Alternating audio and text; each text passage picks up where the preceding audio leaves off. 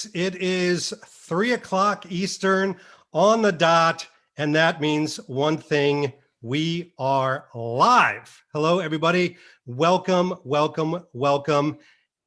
And one of the things I just want to announce to everybody is a simple question. How do we sound? How do I sound? Can you hear me? That is the most important thing. This is about voices. And if you can't hear us, that'll be pretty bad. So just somebody in the chat, tell me that you can hear me and we can move on. And also, I want to hear, where are you hailing from? Would love to know where everybody is in this world. This is a global event.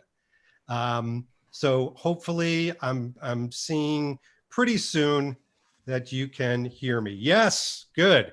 Okay, that was the hardest part. The rest is going to be very simple.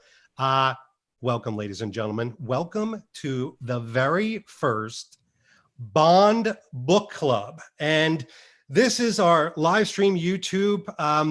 We've got to step back for a moment because you're seeing other faces, and I want to introduce you or reintroduce you to these gentlemen very shortly. But before we do that, I need to talk to you about the why.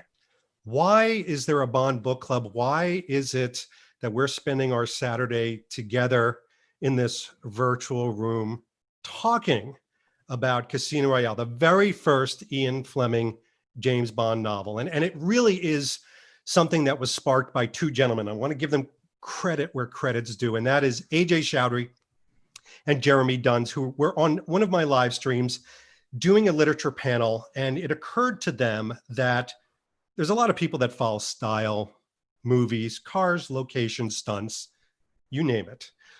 But what about the book? What about the foundation, the source material? And there was a challenge that was put out there. Hashtag Fleming Reading Challenge was about all of us, whether we've read the books lately, yesterday, or never before, starting with the first one and reading them together and then chatting about them, literally chatting about them. And for those of you who may be new to the new, what is a book club?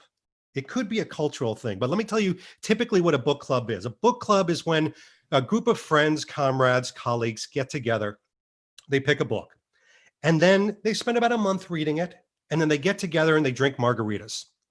And that's it. Sometimes they talk about the book. Today, we're going to do a little bit of both. Maybe we'll have a libation, tell a joke or two, a dirty limerick. I know Roland knows many of those.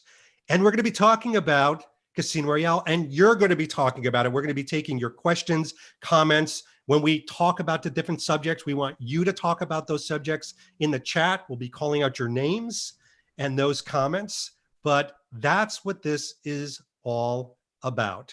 Okay, now that we have the why behind this, I really need to introduce more than co-hosts, my brother in arms. First, we're going to start with Edgar Chaput of James Bond Complex. Bonjour, mon ami. Comment allez-vous? Bonjour, David. Ça va bien, merci. So I'm Edgar. In case you don't know who I am, I'm one of the co-founders, producers, hosts, editors, marketers of the James Bond Complex podcast, along with my very good friend Mathieu Auclair and Jason Kim, to be fair. And basically, we're a weekly podcast. We release our shows on Wednesday mornings. We have Without Fault for 2.5 years at this point. And our motto is, from Fleming to films and everything in between. So, it started, there you go. Thank you very much. Very well done. I might want to record that one. We can insert it the next time we introduce ourselves on the show. And basically, the bedrock of the show was Fleming, because Matthew, me are particularly big Ian Fleming fans. We had read the books before. And we started from there. So not a first-time read to get ready for today's live stream, but always a fun experience reading Casino Royale. Lovely, lovely, lovely. Edgar, thanks for being here. Roland Hulme, how are you? Hailing all the way from Scotland. You're from Scotland, but you're not from Scotland right now, right? Well, actually, I was born in a cathedral city called Winchester, which is in the south of England, but you can tell by the hair and the kilt when we first met, I am, Scottish by ancestry. And that's part of Close Man. And I'm a writer. If you go to my Amazon page, you'll see a few books. I think this one will reveal that I'm a bit of a Bond fan. EU Only Live Once. But I'm actually write romance novels, would you believe? And I've been quite successful in that. And today, for the first time ever, I was actually going to give myself some authority, actually out myself as the author, which is Simone Scarlett MMA. You have to have the MMA at the end, otherwise it's going to be a very different type of book. But I've written romance and adventure books, and I've done fairly well with them. Sold many thousands of copies, and I'm greatly honored to be here. But I'm a huge fan of Ian Fleming. Casino Royale is one of the most formative books to my writing career. So I'm thrilled to be joining everyone to discuss it. There we go. Wonderful. And the book cover model that Roland uses, Joe Darlington. I wasn't going to tell anybody that, but yeah, I did. As long as we're showing off our writing credentials, it is available on Amazon.com and Lulu.com, and especially Lolo right in it. Hello, how are you? But yes, my name is Joseph Darlington, and I do a humble podcast called Being James Bond, all things James Bond. By the way, thank you, Roland, for your very, very kind review of my book a few weeks ago. It was actually, it was a terrific read, and I'm so happy that you're here, because I remember during Operation Stay at Home, I think you did this little breakout bit about the Bond books, and you spoke with such authority on them. I'm like, Joe's good company to be in when talking about this.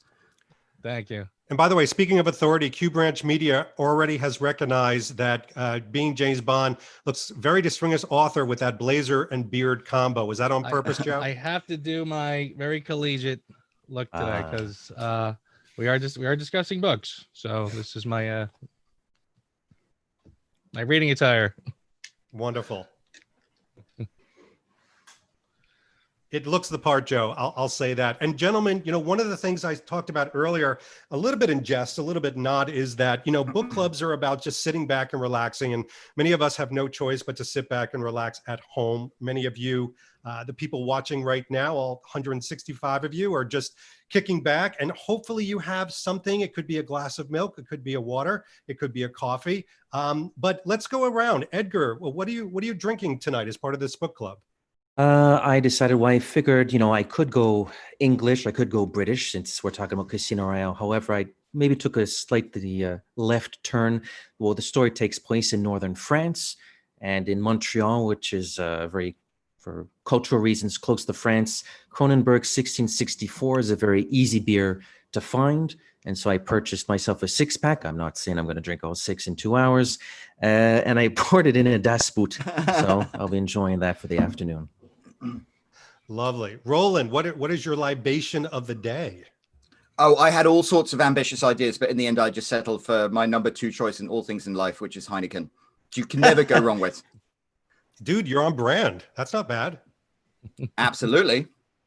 And Professor Darlington, PhD, PDQ, what are you drinking tonight? Well, I figured in honor of the book we're reading, there was really nothing else for me that I could have today.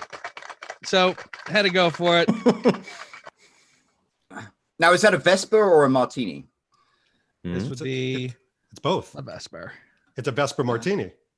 Now, what do you actually think of the Vespa? Because I read somewhere that Ian Fleming invented the Vespa, and then a few years later he actually tried it and he found it unpalatable. And I would largely agree with that. Tell him how much you like the Vespa. I do like them, although I concur with a lot of people that the Lillet Blanc that we have today is not the Kino Lillet that we had back then. But if you switch it out with the Cochi Americano, it's actually pretty good.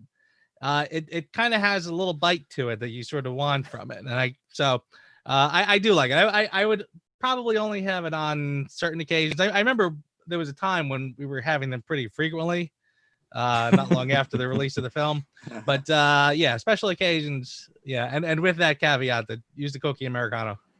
It's funny. By the way, Joe, one of the a couple of people are actually, the James Bond Complex, strangely enough, is actually saying that you look like James Lipton, which I would have to agree, and not the tea.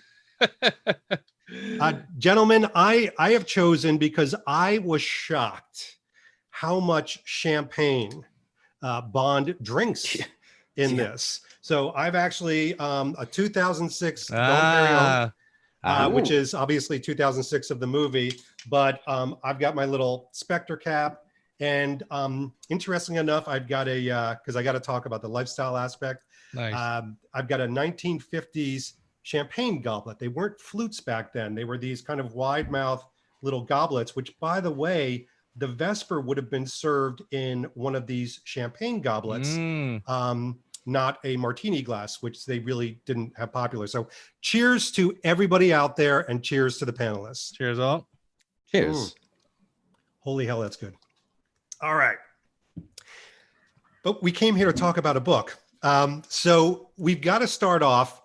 And by the way, we've got some incredible comments coming up. John Lennon, of all people, says his son, Padraig, says hello. So hello, Padraig, from all of us here. Hello. And Hello. Why aren't you in bed? That's all I got to say. So here's a little, and everybody's saying cheers and salut and all types of languages. Love one. Carmine, what's going on, Carmine? Carmine is the new king of cool. It used to be Harris. Carmine is now taking over. You'll hear from more, I'm sure.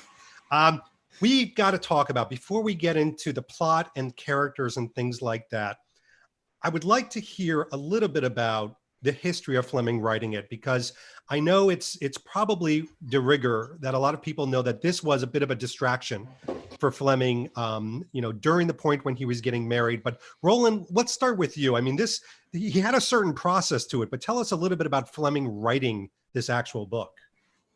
It sounded like he'd had an idea to write a book for a number of years. I think he used to say, like, oh, I'm going to retire, live in Jamaica and write books and stuff like this. And then I think it was 1952 he wrote it, wasn't it? Hang on. One of you guys will keep me honest. Well, he might have written it in 52, published 53, but he probably wrote it in 52. Yeah.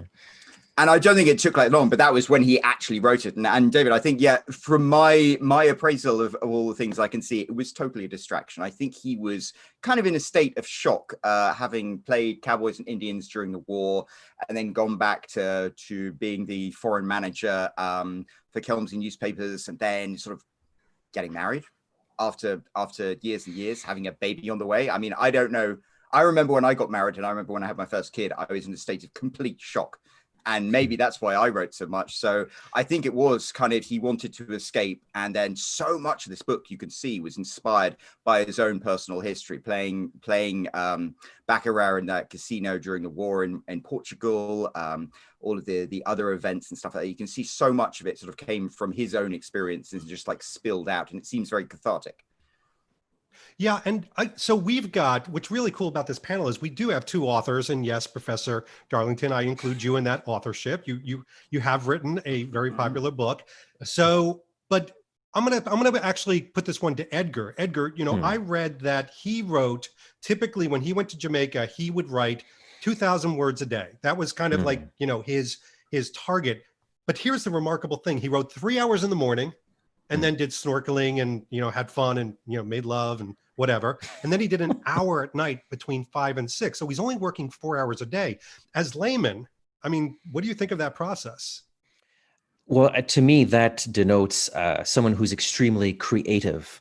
And I know the writing, I'm not an author myself. I've dabbled just as a has-been, and maybe Roland and Joe can confirm or deny this, but it's always been in my understanding, talking to other writers, that there are many ways of writing a book, be it a novel or otherwise. But I suppose either I've heard of certain authors where the creativity flows so well that once they sit down and they start typing those first few words, it just flows. And for him to write one book per year for over a decade, for him to do it a few hours in the morning, then again in the evening, 2,000 words a day, I have to assume that's sort of a creator that Ian Fleming was. Once he sat down in front of that golden typewriter, it just came out magnificently. Beautiful words, prose. Absolutely. Joe, what do you think of that discipline? And it's not bad, you're snorkeling afterwards, but as a writer, what do you make of that? Well, for a guy who has been trying to get a book done for how many years now, and you're going to ask me 7. about writing discipline? Yeah. 7, but who's counting? Aww. Yeah. I think that, well, I mean, talk about just designing a fabulous life. I mean, you're retired in Jamaica. woman on your arm, scuba in the morning, writing, cocktails in the afternoon. I mean, this is the way to live. I mean, so it's pretty incredible. For me personally, to try to get into somebody's head in that respect, though, it's interesting because I've never, as much as I do fancy myself, kind of a writer, sort of, I've never done prose. To be a fiction author is has to be a whole different animal. Yeah. So, for me, it's like I sit there and have to do research and have to try to get every last little word right before I can move on to the next thing, which was why it takes me forever to finish one. But yeah, I mean, just kind of putting yourself in Fleming's shoes for a while, doing that again, living in Jamaica, having this great schedule. What a great way to live. Well, yeah, and Douglas Pagenoff has a really good point. Douglas says, I would think that the speed by which he wrote reports in the war would have influenced his speed in writing. That's a great point. And, Roland, as somebody, who obviously has made a living of writing, deadlines and speed and things like that, does it hurt the creativity to think about those things, or does it help to push you through? The remarkable thing is, when I started writing, I thought I had like a couple of ideas, and the more you write, the more ideas come to you. And it's fine. Ian Fleming obviously comes from a journalistic background, and his brother was a very, very successful author at that period. And I think he does what most successful authors do. For myself, for example, I will get up at 4 a.m. and probably lie in bed staring at the ceiling for an hour. But then I'll sit in front of a computer and I'll try and write until the kids come up. So get up. So that could be like 2-3 hours. And I generally write between 2,000 and 3,000 words a day, which is 60,000 words a month. So that's more than the length of Casino Royale. So if you're disciplined about it and write every day, but the secret is that you have to know what you're writing, which is why 2,000, 3,000 words a day, I think, is a good amount, because you can think that far ahead in your story and then you reach a natural stopping point. And for me, the hour in the evening is when I'm doing the washing up, I'm playing some music and I'm thinking through the next scene for tomorrow morning in my head. So even though I'm doing something else, I'm kind of like pre-planning it and then doing it. So there's a certain discipline to it. And I think his journalistic background and as Edgar said, writing those reports, he knew he had to deliver. And he was very efficient at that. One of the advantages of this live stream is we have a lot of Ian Fleming aficionados on. So they'll call us out on everything, but so far it's positive. Michael Poplowski, who we know very well, local guy around here actually, says he was known to write quickly from the 30s when he was in Moscow. When he was when he was covering the trial of those British engineers. Is that what it was? Okay. Yeah, so he was a foreign correspondent for Reuters then, and they sent him over to Moscow because 4 British engineers were on trial by the communists, and I think that was his first kind of foray into like shadowy things. One of the amusing things was, while he was there, being the ballsy SOB that he was, he actually wrote a request to Joseph Stalin for an interview, and he actually got a handwritten reply from Joseph Stalin, signed off saying that he apologized for not being able to do it. And I think that's something to keep for. Wow, that's amazing. Yeah, that is pretty good. All right, so the book comes out. We're gonna fast forward because we want to get into the meat of the book. But the book comes out. Roland, while you're warmed up, how was it received? That's really interesting. And I was going to say, Jeremy Duns, who's one of the terrible twins who started off this whole thing, he's got a book called Enemy Action, which I read, which basically discusses the sort of the literary reaction to Ian Fleming's book, which is a fascinating read, and I absolutely recommend it. But when Ian Fleming first published Casino Royale, he was obviously in a circle that was quite upper class. His brother was a very, very successful author of literature. So he kind of had the ability to throw his book out and have people who are esteemed in the world of literature look at it and respect it. And it was very well received at first. But as his book subsequently came out, there were certain people who started to really get their knives out for him and started to complain that this wasn't literature. And even Ian Fleming himself said this is literature with a small L, and pushed him down into the genre thing, because this is back in the days in which, there was literature and there was genre fiction. And these days, fortunately, there's been more of a mix. You can see genre fiction as very, very high quality. Whereas in those days, there was such a lot of snobbery, and Ian Fleming started at the top and it was like a slippery slope down as more and more people just took offense, I think, to him having the balls to write a novel, put it out there, do something that other people hadn't done before. I mean, Casino Royale and James Bond was a very unique concept, and I think that's why it stuck and was so resonant, and why it kind of like created the iconography of James Bond. Well, and it's interesting too, because to hear Jeremy discuss this, and I've heard him speak a couple times, it's almost like, you know, Casino Royale comes out and people think it's a fluke or a one-off. So they were relatively kind. And suddenly, as popularity grew from there, they were like, whoa, hold on a second. You know, this guy's climbing the ladder and he may be pushing me off. And so you're right. That type of, you know, green-headed monster really loomed pretty heavily, it seemed. And it's such a weird thing with the snobbery as well. I would say, coming from that kind of social background myself, there is a thing in English culture, which is any nail that stands up above the others has to be hammered back down. And I kind of think that was a certain part of it as well. Oh my gosh. Okay. Wow. Success That's pretty breeding heavy. jealousy. Yeah. Joe, talk to us about your first relationship with the book. And the reason I asked that, I've got to show you something to kick this part off. This is literally, it's falling apart. Smells really good and pulpy though. You know, when it gets that musty smell, like it's asbestos-y. This is something that I got from my dad when I was young. I got the Corgi car and I got this, and I know I didn't read this until I was a teenager. But there you go. What is your first Nice. relationship to the book Casino Royale? Yeah. Well, it's funny, and I know at some point later on we'll probably talk about the movie, but one of the things that I always sort of remember fondly is that this was probably the only time I can actually say that I had read the novel before I saw the film. As far as James Bond goes, I mean, you know, all of the other films I had seen, at least like Octopussy, Fear Living Daylights. By the time I had seen those, I went back and read the source material, and I enjoyed it very much. But this one, I mean, I read this one multiple times before the film came out, so it was really nice. And again, I really was. I must have read this probably when I was pretty young. I even took a shot.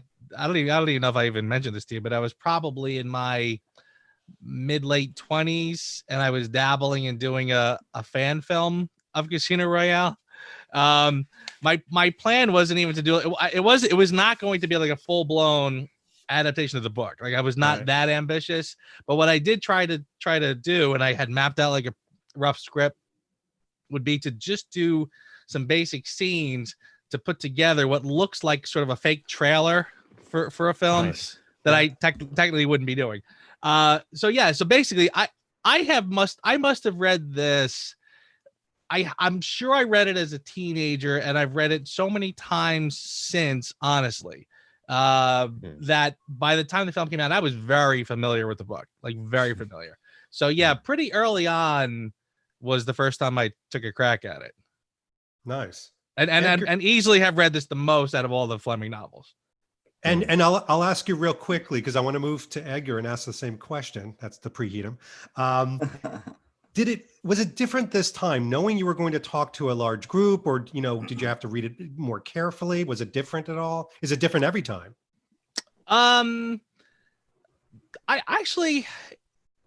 I don't know if I would say it's different every time, but I did notice as I was reading this, and I don't know if you want to talk about how I was sort of reading it, but I did notice as I was going through it that even the visuals in my mind looked a little bit different than the last time I read it. You know, like you always sort of read it and you're always sort of have this sort of mental picture in your head of what's happening in this scene. And I remember even the pictures in my mind was a little different. And I don't know why that is necessarily, but just, I guess you just get older, you have different experiences, etc. So suddenly, again, the visuals were slightly different.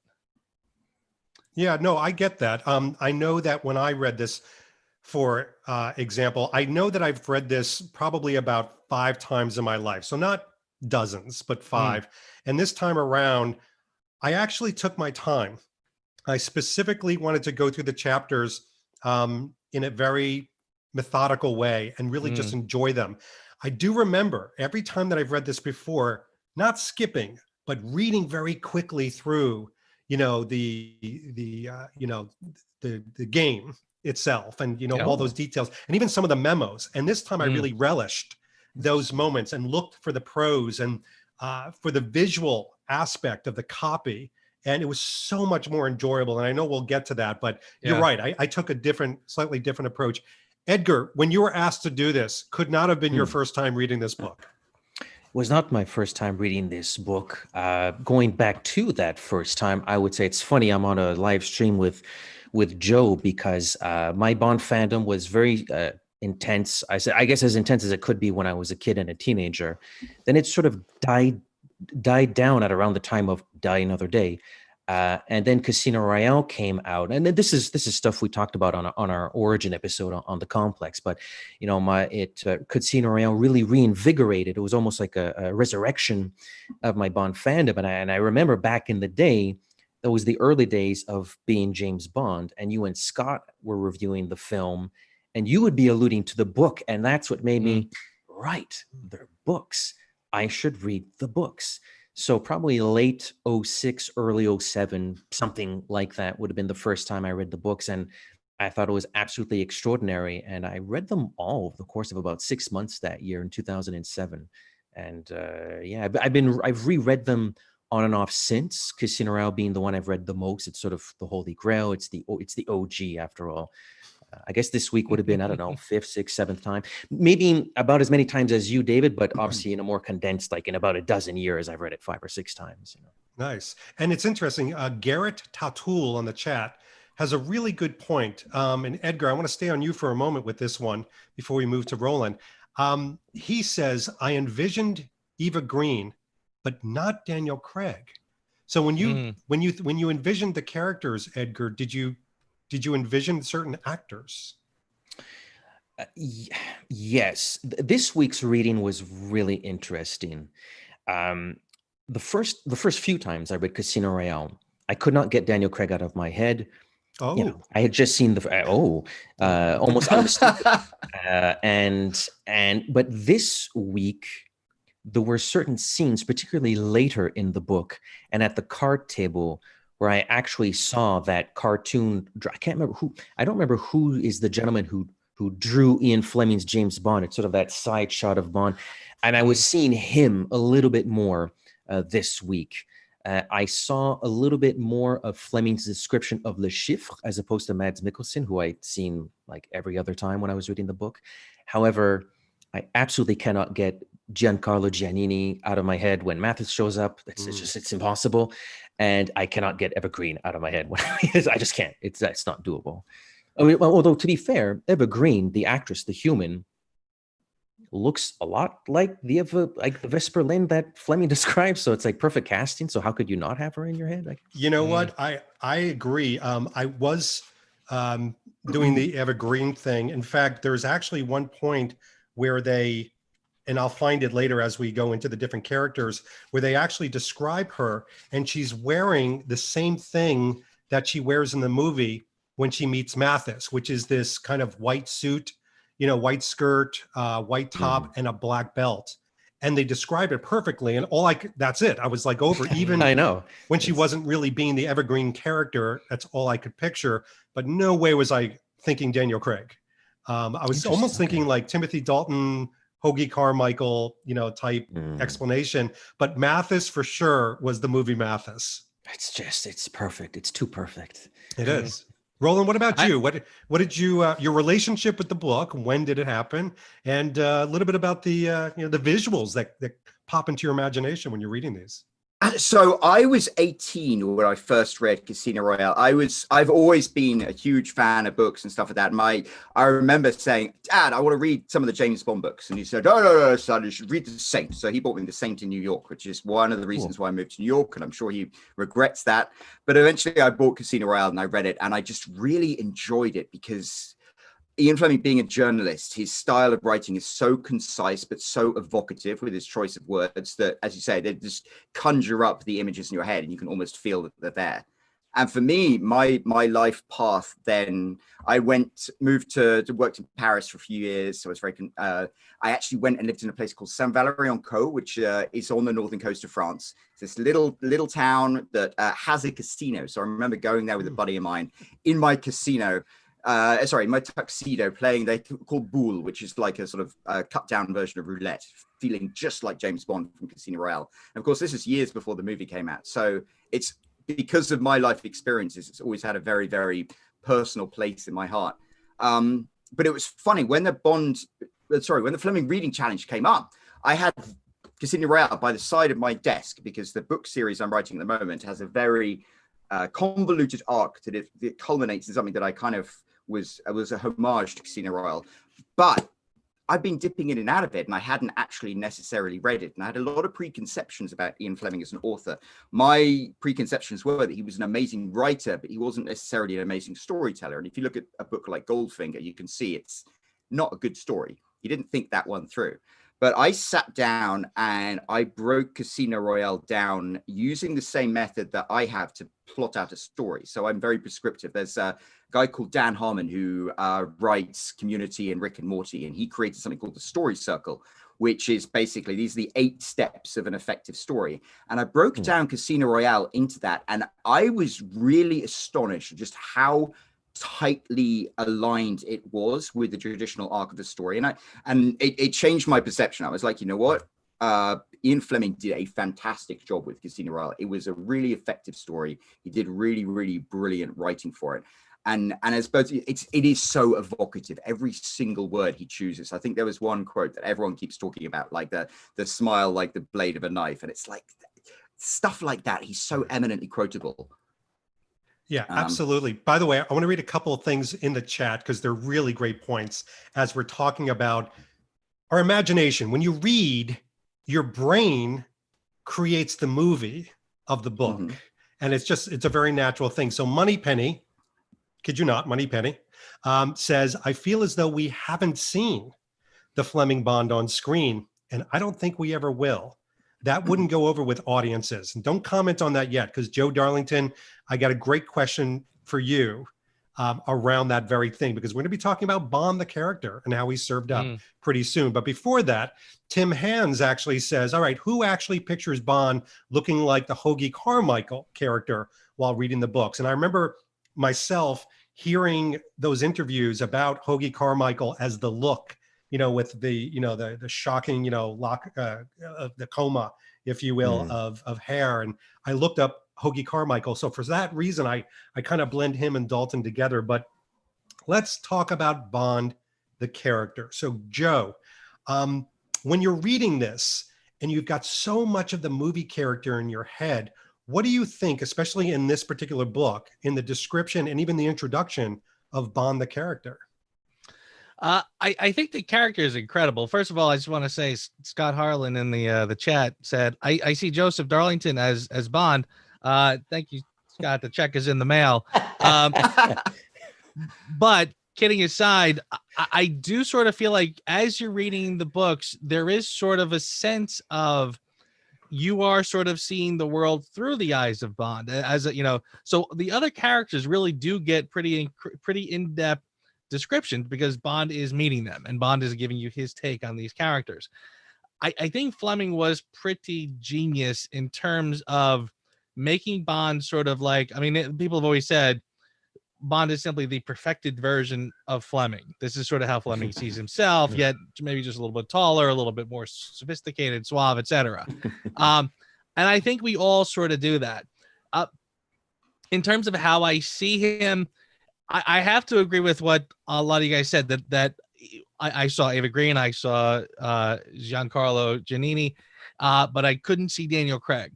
And I think that's kind of in some ways there are moments in the film where I just go, oh my God, that is exactly Fleming's Bond. I feel like there's so many times in the film that Craig nails it. Yet again, this is a very different character, and I do sort of see almost sort of an amalgam of different people as I sort of look at Bond. And I'm sort of reminded of one of the I think it was Agent Under Fire that it was one of the video games that they had sort of this kind of new Bond, like it wasn't really based on an actor, and he kind of had that sort of amalgam, sort of almost like an Archer kind of a vibe. And I kind of feel like that's kind of how I see Bond, sort of like it's almost like when you dream there are people in your dreams that are kind of, you don't really get a good look at their face, and you don't really know who they are. That's kind of how I see Bond sometimes in the books.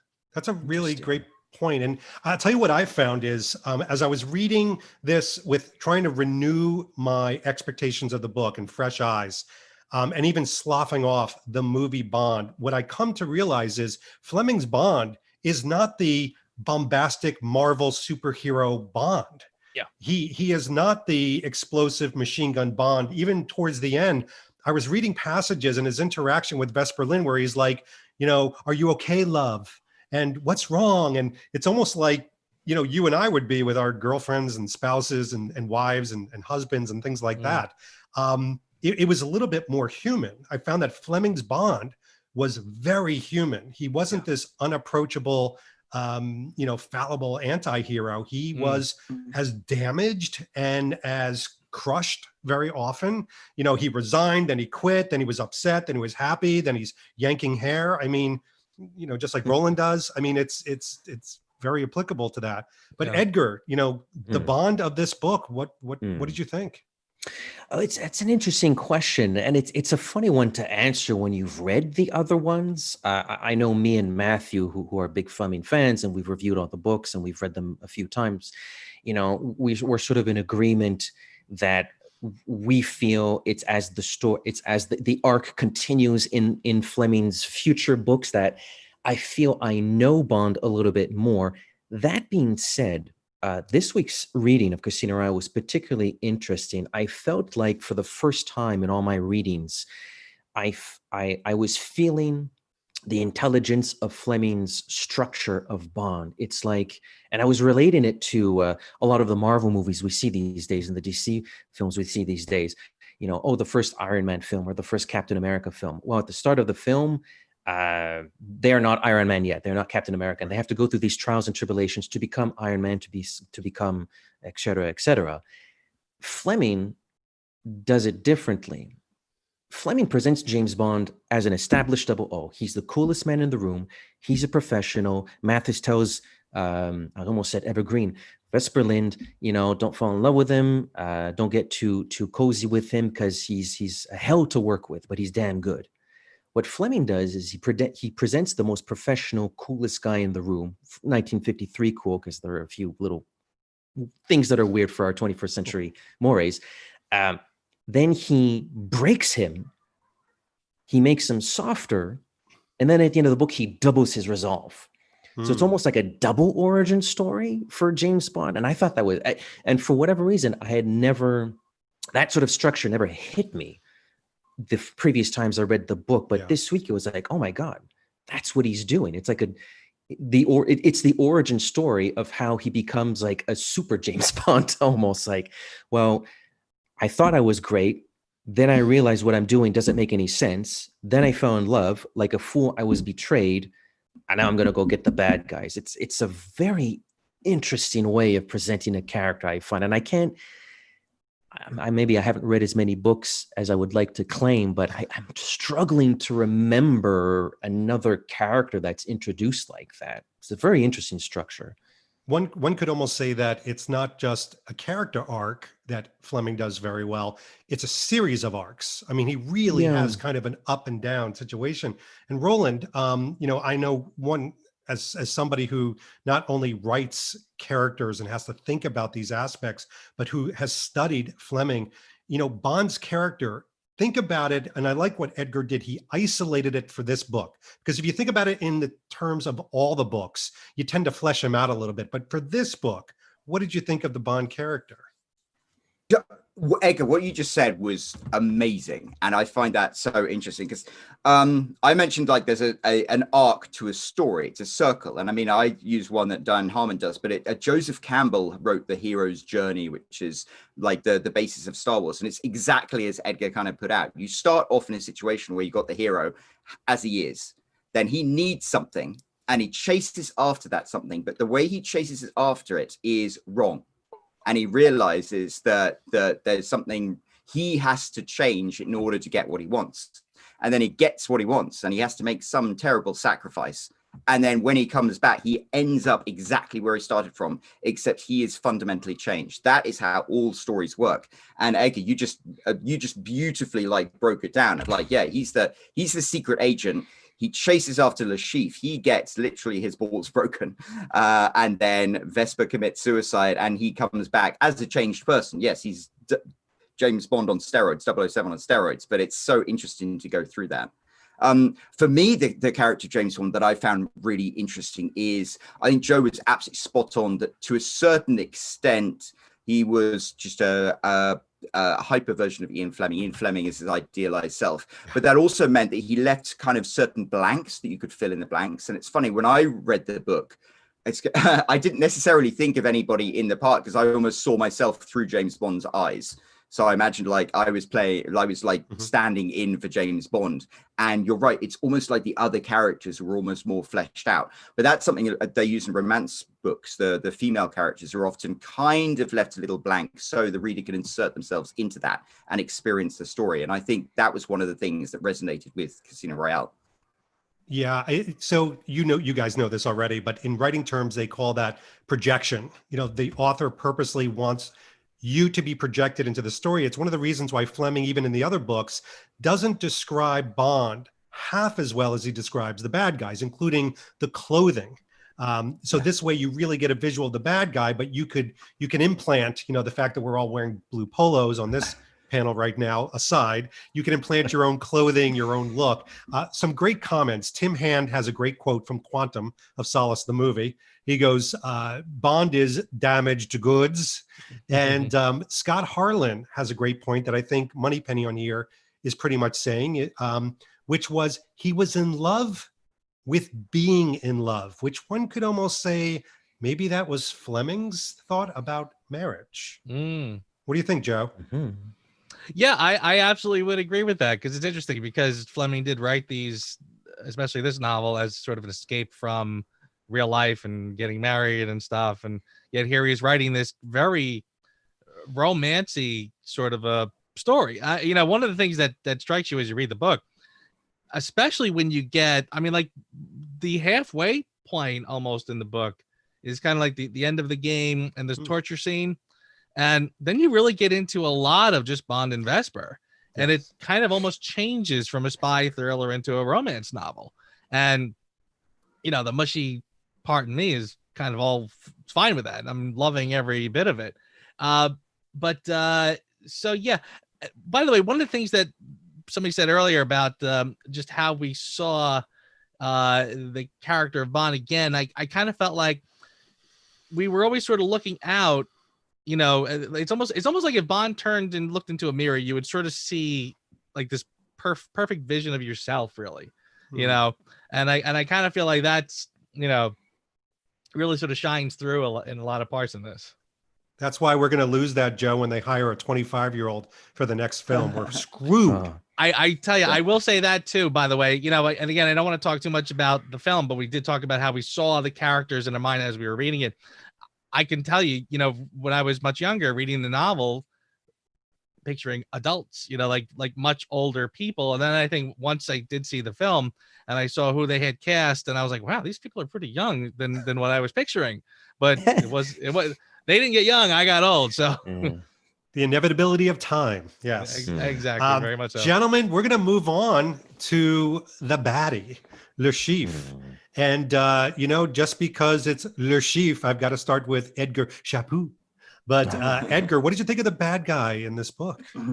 He's a lot of fun. And I think Fleming is having a lot of fun describing him, both physically and his character. I do like how, and again, it's important to isolate this book vis-a-vis the other ones, but this is a villain on the run. He's sort of he's in survival mode, so to speak. So it's kind of an interesting. It's almost like Fleming's using this villain to inform the readers about, spy escapism isn't always about necessarily saving the world or performing the grandest of missions. It's sometimes just about squashing out a wounded animal, so to speak, which is kind of what Le Chiffre is here.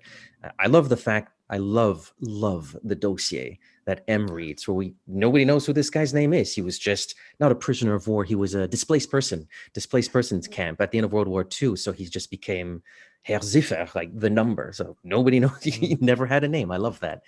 And the way Fleming plays with Le Chiffre at the card table, he's well-dressed, doesn't smile very much, but you can tell just the evilness within when the deadly tube is behind Bond. And there's this wonderful line where Fleming describes Le Chiffre as looking at Bond with his mouth open and his breathing's a little bit harder. That's like a little snippet of things to come in the other books where the bad guys are just like, I don't want to touch this person. Like, this person just seems vile by nature almost. So I really like Le Chiffre. I'm not going to say he's my favorite Fleming villain, but it's a very, very solid villain. And I like the lengths he goes to in his survival mode. I think it's very interesting. It kind of gives him an interesting arc, which doesn't end well for him, but so be it. And it's interesting because perhaps not a great bad guy for a movie, but John Bodeker here on the chat said, I did picture, and this is a great segue, by the way, I did picture Mads Mikkelsen as a ginger. So Roland, how do you feel about that remark? And then how do you feel about Le Chiffre?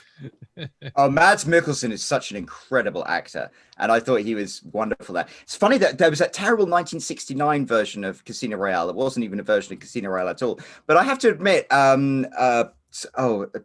gosh, what's his name? I can't even remember his name. Orson Welles. For some reason, I almost could kind of picture him as Le Chiffre. He was like one of the few tenants of the movie that kind of that had it, because I imagine Le Chiffre is much less like slim and menacing as Matt. What about Peter Lorre? You can't forget Peter Lorre. Oh, from the 55 telly movie. I remember that. James Bond, yes. It's a pretty good Peter Lorre, actually. It's pretty good. That was uncanny. And everybody under 30 is like, who is he doing an impression of? Who's Peter Lorre? But I think it was very, as you guys said, and Edgar, I love what you just said, but he's a very human bad guy, because the characterization is the way he sucks the Benzedrine pen and stuff like that, and like you could see he's like just a maliciously dirty piece of work. He is. Joseph, the bad guy. Love him, hate him, both. Love him, and someone asked early on. Somebody asked, do you have an original, a first edition? I said, no, I certainly do not. That'd be nice. But they also asked if we had read listened to the audiobooks. When I was rereading the book on this, and again, I took it on vacation. Is the perfect vacation read. I brought the book with me, and kind of along, I figured, well, I'm also driving, so I also did the audio book. And somebody asked which narrator, and now I'm going to forget the guy's name, but I have actually heard both both narrations. The guy who did this one, I think his last name was Stevens. He actually did the voice. He didn't. I hate it when narrators get carried away with accents, and this guy was pretty. He kept it pretty. He didn't get carried away at all. But when he did Le Chiffre, he did this kind of a voice that was very kind of slow, stoic, and methodical. And he did, I would say, a tiny bit of the Peter Lorre. Oh, and I did sort of say, and as I was sort of listening, I said, that is kind of a perfect. I almost feel like the vibe I was getting from Le Chiffre in this was sort of like a combination of the Mads Mikkelsen from the film and Peter Lorre, the Peter Lorre version from 54, 55. And I thought that was pretty spot on, perfect, really. So I kind of enjoyed that. But so how did I respond to the villain in this one? Very well. And again, he wasn't like over the top. I kind of thought like, again, there was just enough said about him that you get that the guy's a creep. He's got very high sexual appetites and this sort of thing. And it's like, all right, okay. But I kind of felt like when you got to things like the torture scene, wasn't a big display of evilness. I kind of like that cold, calculated, I don't really have a personal if you live, if you die, I don't care. So you will make your own decisions, et cetera, et cetera. And I thought that was pretty smooth. That's a great point, because he's efficient. And by the way, I've got to tell you, I mean, I want to move into the topic of henchmen. Before I do that, I want to read Florante Galvez says, yes, Orson Welles fits the bill in 1960s Casino Royale, one of the few watchable aspects of that film. And he's right. There's only a few, and I wouldn't recommend anybody watching any of the others. But the henchmen, boy, if you like henchmen, I think this is your novel, because not only the guys that blew themselves up, which I thought was kind of interesting with their camera explosives, but the Corsican and the Thin Man were not these fumbling, bumbling idiots. They weren't Winton Kid. No offense to anybody who's big fans out there, big fans representing Winton Kid. But the Corsican and the Thin Man were not to be trifled with, to the point where Bond tries to do some last minute flying kicks and winds up getting thrown against the wall and just, you know, almost gets his back blown through by, you know, a cane gun. I mean, these henchmen were to be reckoned with. I mean, Roland, you know, when you write bad guys, for example, and henchmen, you've got to really think about, you want to make them scary. You want to make the reader nervous. What did you think about the ones in this book? I think you nailed it with that. There was the henchmen, just their efficiency. And I think you're right. When in movies, everything is kind of played up and exaggerated and stuff like that. And a lot of the henchmen, you know, I was just thinking of what was the Die Another Day, where it was like, I'm Mr. Kill. And it's isn't that a name to die for? And that's a name to die for, yeah. Yeah, and you're right. Like that scene where he's sitting at the table, the has that cane to the base of his spine. You know, like that's just so efficiently, sadistically, callously evil that it sends a chill down your spine. And that's what they would have been like. I mean, back in the height of the Cold War, you needed to be absolutely cold, calculating, willing to do whatever the price. And I think when the movies got made, they kind of softened the bad guys and the henchmen and stuff, because it's very difficult to portray that kind of brutality in a film that's meant to be put at a general audience. So I kind of like the way the book preserves that much, and you could tell his real experiences in the Cold War came across then, because Ian Fleming I think he had come up with a memo, the Trout memo, where he was like, let's find a homeless person, put them in a uniform and dump them in the sea with some false information on. And he wrote it was called A Suggestion, Not a Very Nice One. And you could see he had that kind of the very cold calculating thing. And it came across in that book, and perhaps he lost that edge in further books as he wrote more to public appeal. So I like the way it's got that sharpness. Yeah, Q Branch Media has a great point. He says, not only cold and calculating, but creative. Like having a cane gun is something out of the ordinary and something different. But Edgar, when you're reading this and you're reading about the henchmen, and because normally we think of the good guy, the bad guy, and very often the Bond girl, if you will. Do the henchmen stand out to you in this? They did, and unsurprisingly, a lot of credit goes to Fleming, specifically with their physical description. There's an absolutely adorable passage where I can't remember if it is the cane gun fellow or the Thin Man, but he describes one of them and he says, "Oh, that guy looks a little bit hairy. He's probably absolutely risible if he's naked." It's the Corsican. Corsican. I'm reading this going like, wow, that's how you describe a bad guy. Just low blow. Just go for the low blows. That's how you describe your bad guys. Love it. And I like how Bond is sort of surprised a little bit by their efficiency. In those feeble attempts to escape, and they're on him immediately.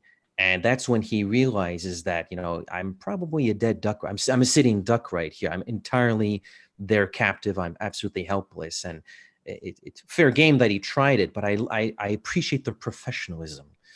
They don't stand out as much as Le Chiffre. I think most people would remember Le Chiffre more than the Corsican and the King and the Thin Man, but they are quite delightful. They're deliciously evil, I would Oh, say. deliciously evil. That sounds exquisitely evil, one could almost say, if that wasn't something at a spy museum. But I'll tell you, I agree with you. They were delicious to the point where when they were kind of offed unceremoniously, if you will, off screen, as it were, I was a bit disappointed. I had forgotten that they played such a most efficient role. And, suddenly, they're gone. I was a little disappointed, but Joe, I mean, I know being one of the most superlative henchmen yourself in many a film, what did you think of their portrayal in the book? I would agree with what everybody said. I thought they were very well done, and I did like that. There's not a lot of kind of faceless, nameless people lurking around, and that you can get in some of the films, some of the books, or some of the some films.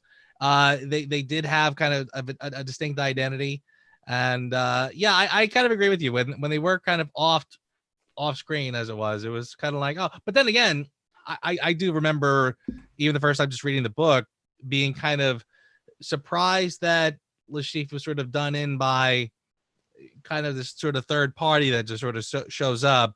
And I remember feeling like it was almost kind of Deus Ex Machina a little bit, like, Bond is going to get out of the situation because of some, again, some random off-screen people that we haven't taken into consideration at this point. But effective. And I like how it serves the story. So there you go. Well, Chris Schofield and a bunch of other people in the chat are saying, hey, don't forget about the car and his clothing. We're going to get to lifestyle, cars, clothing. I promise you. We have a method to our madness. And listen, we're only 56 minutes into this. And where is anybody going? You got no place to go. I don't know if you heard, pandemic. All right. Now we've got to talk about, we need a palate cleanser, as Edgar would so wonderfully say. We need a palate cleanser, a femme de bouche. No, that's not right. A scrumptious. No. We need to clean our palate of this horrible henchman and Lashif, and we've got to talk about some of the allies. We've got to talk about Mathis and Leiter. Now, I will admit, I did not think about our own No Time to Die and Casino Royale and Quantum of Solace Leiter. From an actor standpoint, Mathis was all there, but for me in my head. But Joe, let's kind of work our way backwards now. The allies, the treatment of them, their voices. What do you think? I loved all of them in this, and again, I'm trying so desperately not to make film comparisons, but I have to say, when Mathis shows up for the first time and he has Vesper on his arm, which I sort of forgot that the two that was sort of how Bond met the both of them at the same time. And the fact that with Mathis walking up and she's already on his arm, and I had a flash to the film when we met Mathis for the first time, he introduces himself, and the first thing he does is put his arm out and Vesper takes it. I was like, oh my God, that is just so great. I just love it. But yeah, I was really kind of, again, very impressed with just how much I enjoyed these characters. I liked the difference in tone between Mathis and Leiter, and I do sort of feel like in some respects, maybe they kind of got like the very superfluous introduction. We don't really get the richness of these characters, but again, as an introduction, and again, I love that they both bring different qualities to the table. It's great stuff, and I do agree. I couldn't not picture Giancarlo Giannini anymore. Yeah, exactly. Edgar, our wonderful allies, your opinion? They're both very entertaining, although I would say in Casino Royale, Mathis, perhaps because he's used more by Fleming, and also because there's already a prior history that's alluded to between Bond and Mathis. They worked on a casino mission before, no less. I feel I have a bit more of a rapport with Mathis as opposed to Felix Leiter, who I don't know, maybe Roland could attest to this or not, but I don't know to what extent Fleming maybe had a long-term game in mind. It almost feels like Felix Leiter is being introduced. Okay, I need an American in case this book sells and I ever send James Bond to the United States. I need an American ally. So I'm going to create this guy because he does maybe strike me as a tiny little bit superfluous to the plot, even though as he's a very good-natured, fun-loving personality. So as a personality, I enjoy Felix Leiter. As in service to the plot, I think Mathis is a heck of a lot more interesting, to be perfectly frank. So that I guess that's where I stand on the two of them. You know, I've got to tell you something. The whole Mathis thing, I had a very big geek out moment. And to Joe's point, you know, we were going to save the movie comparisons to the end, but I think organically it's just happening throughout, and it's even happening on the chat. But when I actually read almost word for word some of the quotes from Quantum of Solace, Yes. you know, when he talks about, you know, Yeah. listen to this, page 158 of this book. You see, when one's young, it seems very easy to distinguish between right and wrong. But as one gets older, it becomes more difficult. The heroes and the villains get all mixed up. I geeked out. Yeah. I was like, that is directly, at first I said it's from Quantum of Solace. I'm like, no, they robbed, you know, and put it into Quantum of Solace, probably during the strike. One of the greatest lines. And I love that. I think Mathis is so well fleshed out, much more than Leiter in this book, and so much more than even the movies. Can I jump? I tell you, honestly, I remembered, I always remembered that scene from Quantum, you know, the heroes and the villains.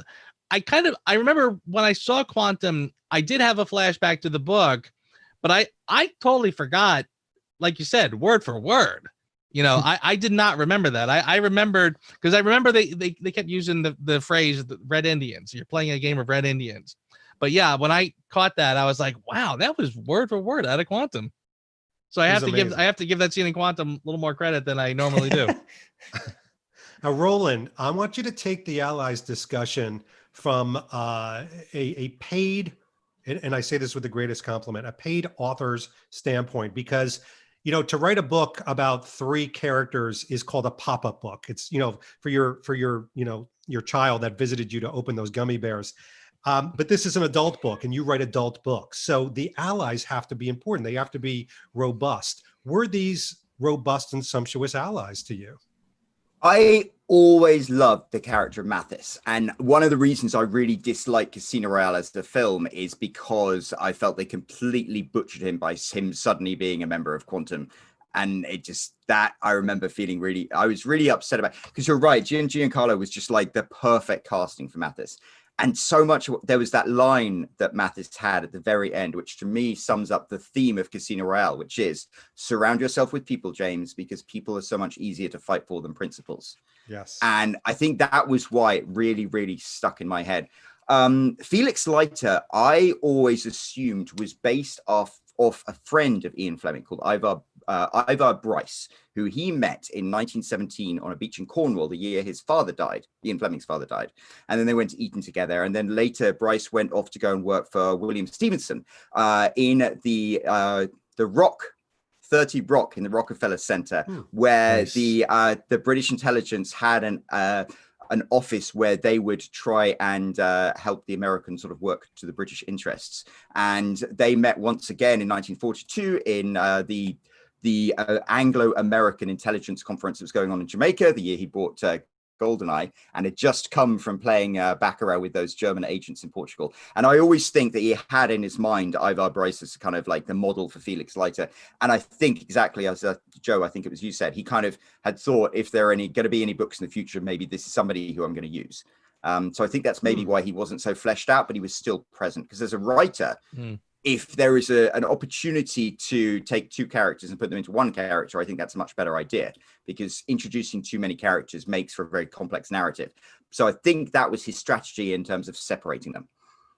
Yeah. Interesting. If I could add one more thing too, by the way, because you mentioned a great scene when they do have that conversation about the Red Indians and the heroes and the villains. And Roland, you mentioned the part where he says, surround yourself with people because people are a little more easy to defend than principle. I remember feeling as I was reading the book, I said, you know, this, like, I kind of feel like there's the most common school of thought is that Casino Royale, and they do translate this pretty beautifully in the film, that the origin of James Bond sort of comes from his from being betrayed by Vesper, that he becomes this full machine. But I remember as I was reading this time, listening to Mathis have that talk, because James Bond had just said, I'm thinking of retiring, I'm gonna call it a quits, and Mathis is like, wait, what, you can't do that. And that prompts this discussion about, and he said something like, at some point you're going to realize, the guy who did this to you this time, well, he's dead, but there are others like him, and yada, Right. yada, and you can fight against them. I remember feeling to me a little bit more like the origin of Bond. I was feeling like, I said, this to me feels like the seeds, like this is now where we're sort of getting the roots planted. This is the James Bond that we sort of know. It stems from this discussion right here. Well, I It's love like the fact that Mathis is almost like offering the wisdom that James Bond doesn't have yet. I know we're not talking about Bond the character anymore, but he's really good at his job. He won the card game and this and that. He's escaped death a couple times, although the second time was a little bit of a Deus Ex Machina. And he says, "Oh, I'm out of here. I'm done. I got my girl." But Mathis, I don't recall the book saying explicitly if Mathis is more experienced than Bond, but certainly, judging by that conversation they're having, Bond almost sounds like the 17 to 21-year-old that thinks they're the smartest person in the room. They start philosophizing, and Mathis is the 45-year-old going, "Oh, is that so? Did you think of it?" Well, you know what, Edgar, I'll dovetail off of that, because what I found with Mathis, and I think Bond gets this in some of the follow-up books, ergo Ian Fleming does as well, is Mathis is a sarcastic son of a bitch, which I love. He's very pithy. And, Joe, he even says more than just like, "What are you, crazy?" He says, "Well, that was beautiful, Bond." But I mean, he's just so sarcastic with him. And that's something that Bond picks up in the later books. Certainly not this one. I mean, this one, he's kind of brash, young, new. It's a little bit more around Fleming. By the way, I've got to read this because Shamir has a great point about some of the portrayals and how they're, the chat room especially is trying to align movie and book and what we're saying, which good on them. Wright's portrayal of Felix was a really grumpy and sour one. That's not what I got from the Fleming novels. The straw-like hair had me picturing Rick Van Nutter, which I kind of did too. I get that. I mean, Rick Van Nutter did kind of stand up to me, but there's that. Yeah. All right, gentlemen, we are going to move to, I'm just going to say it, definitely the fairer species to me, Vesper Lynn. And I will kick this off because, again, I'll mention that Evergreen popped into my head until the last third of the book. And I had certainly forgotten, and Joseph, I can be a sentimental harp string as much as you can. I forgot just how, oh my gosh, how emotionally charged the last third of this is by the seaside, where they're making love and she's crying in a pillow. They're making love and she's crying in a pillow. She's looking shocked. She's drinking. She's, snorting and coughing and laughing and all these things. And it's like, all right, maybe it's not Evergreen. Maybe it's not her character, but it's this poor woman that's just been clearly racked with guilt. But in that of itself, I thought that was an incredible writing accomplishment by Fleming. Somebody who is called by many to be misogynistic. He wrote a very interesting portrayal of somebody that was really filled with angst. Roland, as someone that obviously writes romance novels and has to write both sexes. Number one, how difficult is that to write something like that? And what did you think of Vesper Lynn? I think you nailed it there. And I mean, Jeremy Dunn's book Enemy Action is great, where it explains how, people have these preconceptions about Ian Fleming as a person and a writer that are not based in reality in any way, shape, or form. I actually think he was an incredibly effective writer of female characters. I mean, Tiffany Case was a perfect example. And then I can't remember the book straight after Diamonds Are Forever, where he explains the breakdown of that relationship. And, she went off and had an affair with an American at the American embassy. It's like, that's amazing. Oh, what was the other one? There was was it the Hildebrand Rarity, where he goes on about what the quantum of solace is. And it's not about Bond at all. It's not the Hildebrand Rarity. It's one of the other books in that stories in that collection, but it's about the breakdown of a love affair. And I think Ian Fleming understood women, and I think he understood relationships, and I think he wrote about them in a way that people don't give him credit for, which I think is something. I mean, she's a really, really interesting character. Eva Green is just such an amazing, like, stunning, beautiful, confident woman. But I think almost the nice thing about Casino Royale is Vesper is a human. And I think that's one of the things that, you know, Eva is just so stunning and intimidating. But then you read this book and you understand Vesper as a human who's flawed, who has her own challenges. And you're right. The way he wrote the scenes, the end, where you can see she's conflicted. Bond doesn't know why she's doing what she's doing, but he kind of alludes to that. I think that's the height of good writing. Roland, I'm going to give you a woman's point of view. Moneypenny here in the chat says Vesper is Bond's equal, totally torn, conflicted, and one of the reasons he fell for her. So maybe he was falling in love with himself. Edgar, what do you think about that? Fall in love with himself. I can certainly see, you know, Bond is conflicted. Again, we just mentioned the chapter with Mathis, so there's obviously a little bit of conflict within Bond. We certainly discover in the book's dying pages that there was perhaps an even greater conflict wrestling within Vesper Lynd. Now, Vesper Lynd, I know Matthew's watching. I know Matthew's watching. Vesper Lynd is a very controversial character at the James Bond complex. To quote Matthew, you know, she's an amorphous blob. Now, I'd have to listen back to our own review of the book, which dates back like over 2 years ago at this point. But reading the book, I tried to go a little bit deeper this week because I knew I was coming on to the show, to the live stream. And I think this time my mind sort of unlocked Fleming's strategy with the character Vesper Lynd. Yes, more developed female leads will come. Roland, you mentioned Tiffany Case. I agree. She's more interesting. She's more developed, more of a backstory. What I love about Vesper Lynd, although there is a little bit of an amorphous blob with her, she has to be presented that way because she's a double agent. Bond himself admits that he doesn't know her that, oh, I know you well enough, you know, I want you now. But it's almost like, oh, you just admitted to something that's not really that smart, considering that you're running off with her right now. Like, are you sure you know what you're doing, bro?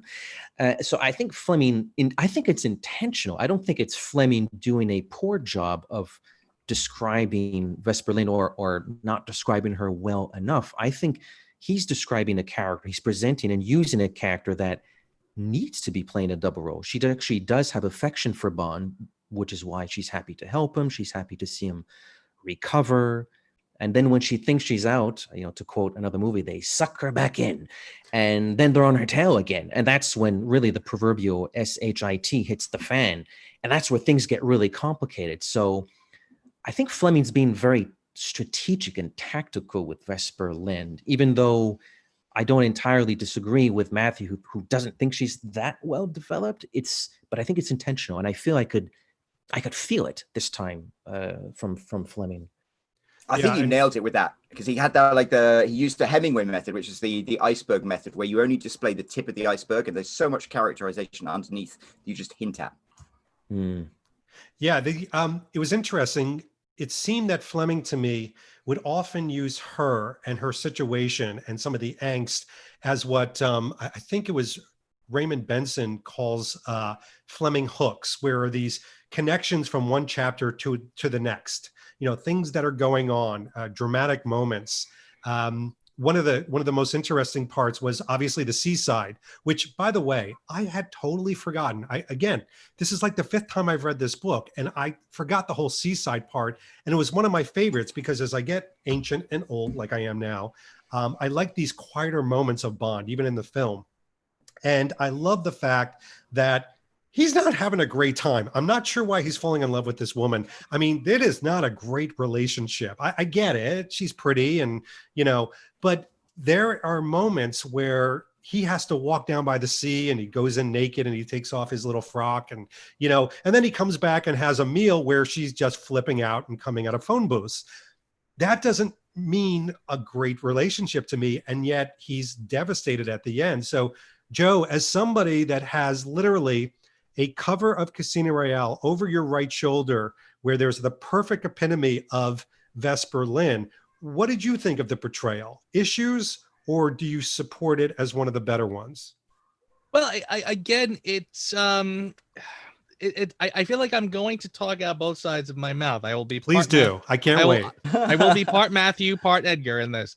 I do sort of feel like on one hand, she is kind of written like a blind spot, you know. Well, one of the first things I noticed as I was reading it this time, and again, I don't know if it was intentional on Fleming's part or something that just kind of he didn't write very well, but honestly, right before Vesper appears, it's like, oh my God, I can't believe they're putting a woman on this assignment. Women have no place in the field, and they're just distractions, et cetera, et cetera, et cetera. And all of a sudden she shows up. It's like, hey, she's real pretty, you know, and like, it's like all of that other stuff just went out the window. And now suddenly he was interested in her, and that was it. And it was almost like, am I supposed to pick up that Bond just forgot everything he just said, and all of a sudden, but I did. Joe, she did get a tan, by the way. Come on. She certainly did. True that. True that. I think we have to mention his mother at some point as well. There you go. Didn't see that coming. Yeah. But I thought it was fascinating though, because again, in terms of on one hand, it does sort of feel like Bond just kind of got a little too wrapped up in this woman very quickly for no real reason. I think it's fleshed out much better in the film. But I did think it was fascinating because it did sort of explain, again, he even went as far as to say that as he was writing his report, he tried to sort of polish or smooth over some of the mistakes that she made. He even says at one point, I even left out some of the inconsistencies in her story, or some of the things that I still can't reconcile why she did certain things. So it's almost like I think Fleming was very intentionally writing that blind spot, saying like, yes, there's that she's doing things that Bond can't really explain, but he is so taken with her that he's covering for her. So, and again, they polish this much better in the film, but you're kind of getting it. And by the way, Roland, you sort of reminded me, I forgot, you know, when we were talking earlier about when we first discovered this book, I actually did read this as a teenager. And I kind of forgot that because there, you know, when I was a teenager, I used to, not a journal per se, but I did keep, I was an art major, so I kept a sketchbook, but the sketchbook always ended up being partially sketches, but also things that I had read that kind of really had meaning for me, and I would write them down. One of them was right out of this book, and I totally forgot about that until you just reminded me. It's that part when Fleming talks about just Bond, how he just hates how relationships play out, you know, and he says like, oh, yes. Is that great? The first kiss, the last thing, they're standing on the doorstep in the rain. Yes. Oh, he says, I hate the whole mise en scène of the whole thing. I love that. It's just so great. Her flat, my flat, sex, then less sex, and then the furtive alibis, etc. The tearful breakup in the rain. Like I wrote that down in my journal. Like when I was a teenager, it was just so good. So you know, I really love what Fleming is doing. You know, so I feel like even if it's almost like Vesper, for good reason, probably doesn't get the flesh that we want her to get sometimes. But again, it's because this whole part of her is all secret and because she's a double agent, etc. So there is that kind of like yearning for satisfaction from her character that you never quite get. Yeah. But I think it all works on all cylinders. What did Edgar just say? Oh, just real quick, Roland, because this kind of blows my mind a little bit. I think it's an interesting theory that's being bandied about in the chat room that I've got to share. A discussion with Not Perfected Yet and Q Branch Media and others. Not Perfected Yet says he's using her to distract from trauma of the torture and thinks it's love. She's trying to love him to make up for betraying him. So the two of them are using each other as coping. And that's why he says it's a toxic relationship. I think that's phenomenal because I'm sure Fleming thought he was in a toxic relationship. He's like, oh my gosh, I'm getting married. I can't get out of this. We know what happened after he got married. Oh, look at that. Roland is doing the yeah. I mean, that is really, really, that is really introspective. I love that theory. I think you have to go into Ian Fleming's relationship with his mother as well. I'm getting very. I need one of those big cigars that you had the other day at Aston Martin. But Ian Fleming, his father died when he was 9, and he got raised by his mother, who was a very domineering woman who, like, you know, Ian Fleming got his job in the 30s for Reuters and loved it, traveling around the world. And then she was like, no, Ian, you need to do something sensible, go into banking, which he hated. And while he was in banking, one of the things he did, he started drinking heavily, and he started an affair with Anne Charteris. And it was an affair that started in the 30s. And eventually, when her husband died after the war, he knocked her up and found himself marrying her. And it's weird. His relationship with Anne Charteris, I think, mirrors what you were saying about the toxic and unhealthy parts of his relationship with Vespa. Edgar, you said, like, the whole idea of in love with the idea of being in love. It's like she was there and he projected what he wanted onto her. And I just find it so interesting from a psychological point of view. It's like he was almost codependent in his relationship with her. And it's very raw and honest to Ian Fleming's own experiences and that. And I think so many people try and break it down, and maybe we should just read it at face value of, like, yeah, Bond was a broken person. That's why he filled that spot with her. Yeah, and I should comment, there's a couple of people commenting on the way Bond broke her down. I know that there's the hair pulling scene, you know, when they eventually do have sex and that didn't go well and she's standing out the window. I do want to recount my own honeymoon where Danielle did pull my hair to break me down. So it was a little bit of a reversal, but that does happen. And I was okay with it. I stood by the window, Seaside Heights, New Jersey. I remember it like it was yesterday. Anyway. We're live, David. We're live on the internet. Damn it. I thought we were off the air. Shit. Do you know, every day there is one thing that somebody says that justifies why I got out of bed, and that was it. I told you to put the kids to bed, give them the gummies and send them on their way. Gentlemen, let's talk about the overall plot and in the chat room. Because we talked about the parts and the pieces. This is every book, every good book, including Roland's, has to be gestalt. The sum of the parts equal the whole, and that is the plot. If the plot is not good, the best characters don't exist, they die on the vine. From a plot standpoint, and Joe, I'm going to talk to you. If you think about the overall reading experience and the plot itself, what did you think of it? Well, I've always thought the plot was fine. I thought the plot was I don't want to say perfect, but I think for what Fleming is trying to do, this is the perfect vehicle. And I had no problem with the actual story. I mean, again, we all know that this specific story was based on something that he actually did in the war when he was in the hotel in Portugal, and he saw one of the other spies and he tried to bankrupt him, etc. So again, do I see this as something that would happen in normal spycraft? Well, I don't know. I don't know about that. I certainly don't see Tom Clancy writing stories about, you know, people playing cards. But with that said, again, I think it's the perfect vehicle for it defines what Bond is. I've always loved that Fleming, again, how his spy does battle with his enemies in very unconventional ways. It's not fistfights and gunfights necessarily. It could be on a golf course. It could be in an auction house. It could be across a card table. And I love that aspect of Fleming and James Bond.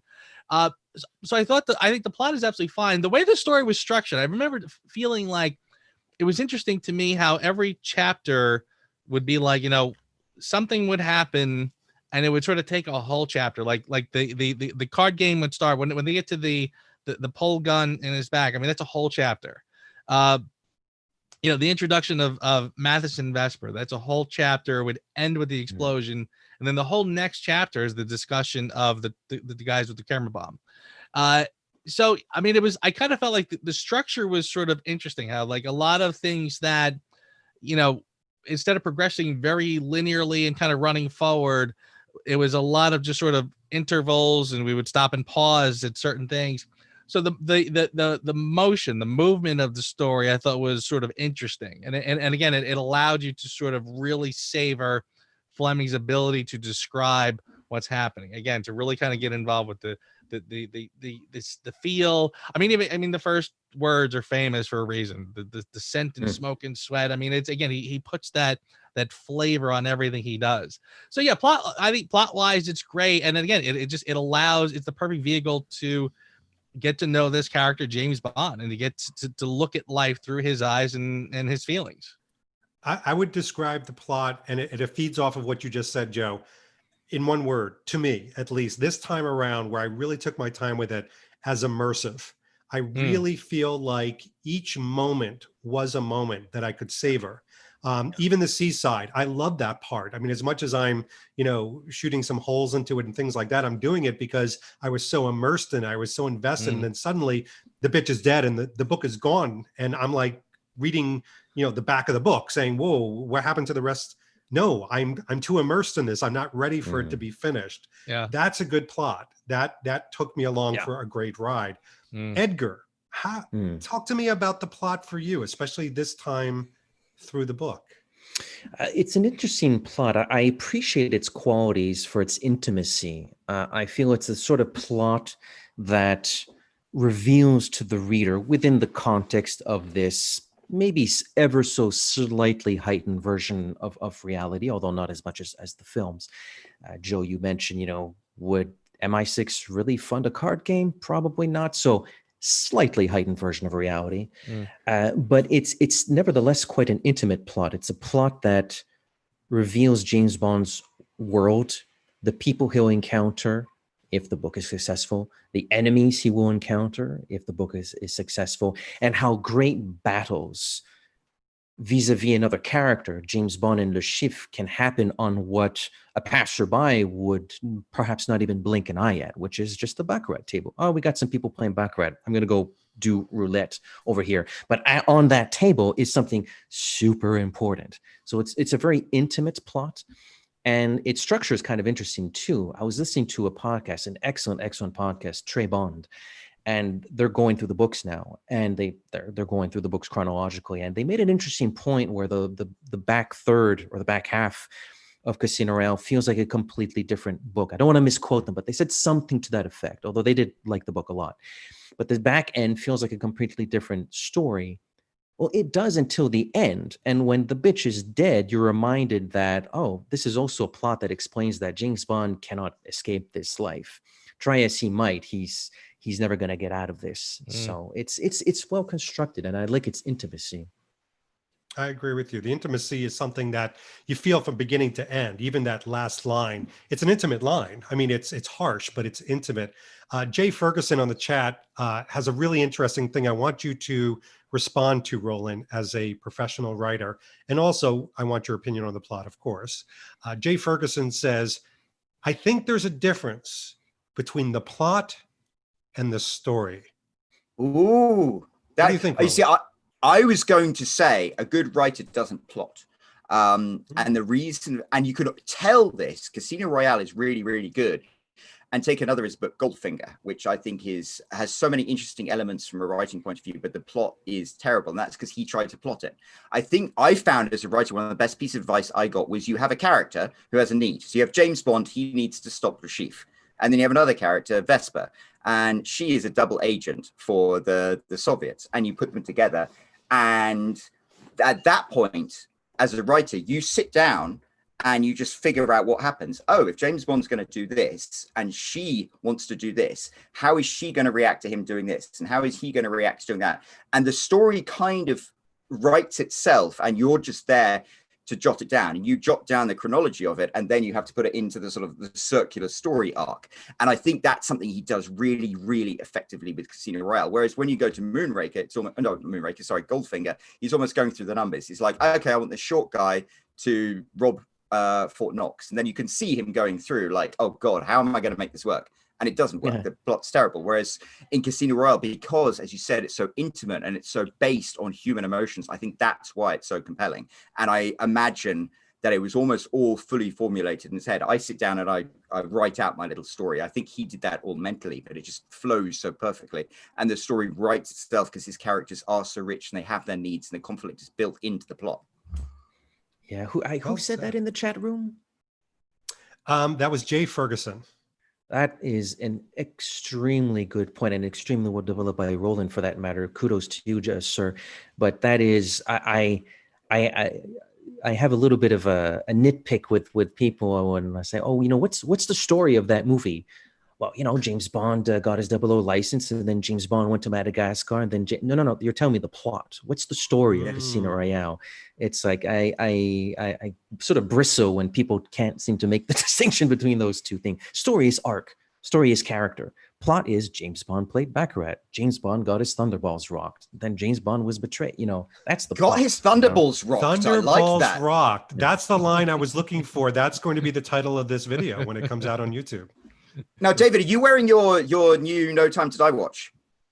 I am. Yes. Because I watched your video that you did of that, where you said it's all about stories. And I loved that. I sat there and I was installing a ceiling fan, and I stopped and I stood there for 30 seconds listening to that, because a story breaks down to, you start off a story making the reader feel an emotion, and then you take them on a journey so they end feeling a different emotion. And you can do that in a tweet, or you can do that in a 100,000-word book. But I think that's what he does so effectively in Casino Royale.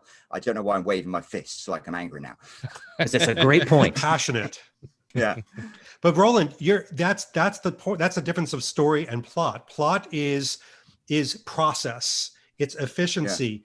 Story is emotional. Story to me is those impact moments. Like when I talked about getting this watch, to me, it wasn't the plot of David getting, this, I did this, I did this. That's the plot. The emotion was the story that had these impact moments that allowed me to say there is, EQ. There's an emotional quotient going on with this. And by the way, I've got to pause for a second, because we are at the 90-minute mark. We've got hundreds of people on, and we're all enjoying ourselves. However, I am switching drinks because in the book, as you know, he did drink a lot of champagne, which I feel like I have drank a lot of champagne. But then he also has brandy.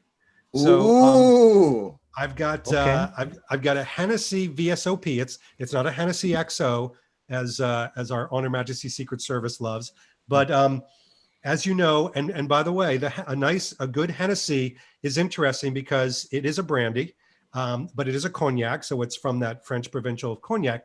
But Hennessy was actually founded by an Irishman. So it's that wonderful amalgamation that Fleming brings of different cultures and events. So cheers to everybody for the next portion. Drink them if you got them. My parents live near the Hennessy distillery. Lived in nice. one? Oh no, my parents live near the Hennessy distillery in France, and I had a tour of it. I had a tour of it once, and it was so amazing to see how they, the amount of thought and effort and time that goes into these things that we take for granted. And by the way, Roland, I've got to tell you, your watch question, as well as my little brandy discussion, kicks off a different portion of this live stream that a lot of people have been asking for. But I'm going to read a quote from Nicholas Slayton. You know him, you love him, good friend of all of ours, to kick this portion off. And it is the lifestyle portion of the book. And he says, the interplay between luxury and danger was a delight. Bond escapes a camera bomb, then goes and gets a massage and lunch and a nap. Then he's in the casino risking his life. That's Casino Royale. I mean, there are so many moments in here where I felt like this is where we were seeing Fleming, where Fleming takes a ridiculous amount, and these are quotes, ridiculous amount of pleasure in focusing on his food, his drink. His first drink should be a strong and a cold one, and all those things are coming to bear, and you really feel those. I know Carmine has been flipping his lid saying, talk about the car. Yes, his Bentley, the wonderful Bentley, not a BMW, not an Aston Martin, not a Vantage, not paid for by a contract, but a Bentley. And it even gets wrecked. And who oversees the repairs but our own Vespa Lynn? Mm-hmm. I mean, this is a wacky, crazy book. But I mean, I loved the discussion of fashion, where Fleming takes so much pleasure when he's at the seaside in talking about the fact that he really doesn't like pajamas anymore, because he's discovered this house coat, this blue house coat when he was overseas, that lets him be naked, but not totally naked, but also not constricted by crazy pajamas, which I never understood pajamas. And he takes that same thing and goes with his white shorts down to the sea and he's swimming naked. I mean, these are all lifestyle moments, but even the drinks. So Joe, as somebody that's done cocktail videos and have focused on the lifestyle for this book, what did you think about the introduction of the Fleming/Bond lifestyle? I have to tell you, I mean, you're absolutely right that this, again, rereading it now really did remind me that that's really kind of the essence of what these books are. And like you said, like he just gets blown up by the bomb and then he goes to a massage and he does it. And it's like this guy really knows how to live. Like he really puts thought into how to live. Like you said, he talks about what he wants to order. I mean, and there are so many good quotes that that are sort of attributed to Bond that are from this book. It's again, I like my first drink to be very, I only have one drink before dinner, but I want it very strong, very cold, very well made. He says, when he's ordering caviar, it's not about getting enough caviar. It's always about getting enough toast and little things like that, where you're just like, boy, there's so many little thoughts that he goes out of his way to consider how he orders his meals, again, how he spends his day, and again, you can sort of see that in Fleming. He would go snorkeling in the morning, right? In the morning, like I just, you read that, you're just like, boy, this guy knows how to do it, I mean, again, even down to how he takes his coffee, etc., all that good stuff. Just that's the thing, when it's almost like the plot and everything else, it's kind of important to talk about, but again, it's kind of not the point when you're reading these books. It's these moments that you take away and you're like, oh boy, this is why this is why it's the perfect vacation book, the perfect travel book. Like when you're traveling, like this is the book to keep in your carry-on. By all, I mean, just like a Fleming book, this is how you do it. But think about 1952, where people weren't traveling as much as we are now. Certainly didn't have the internet.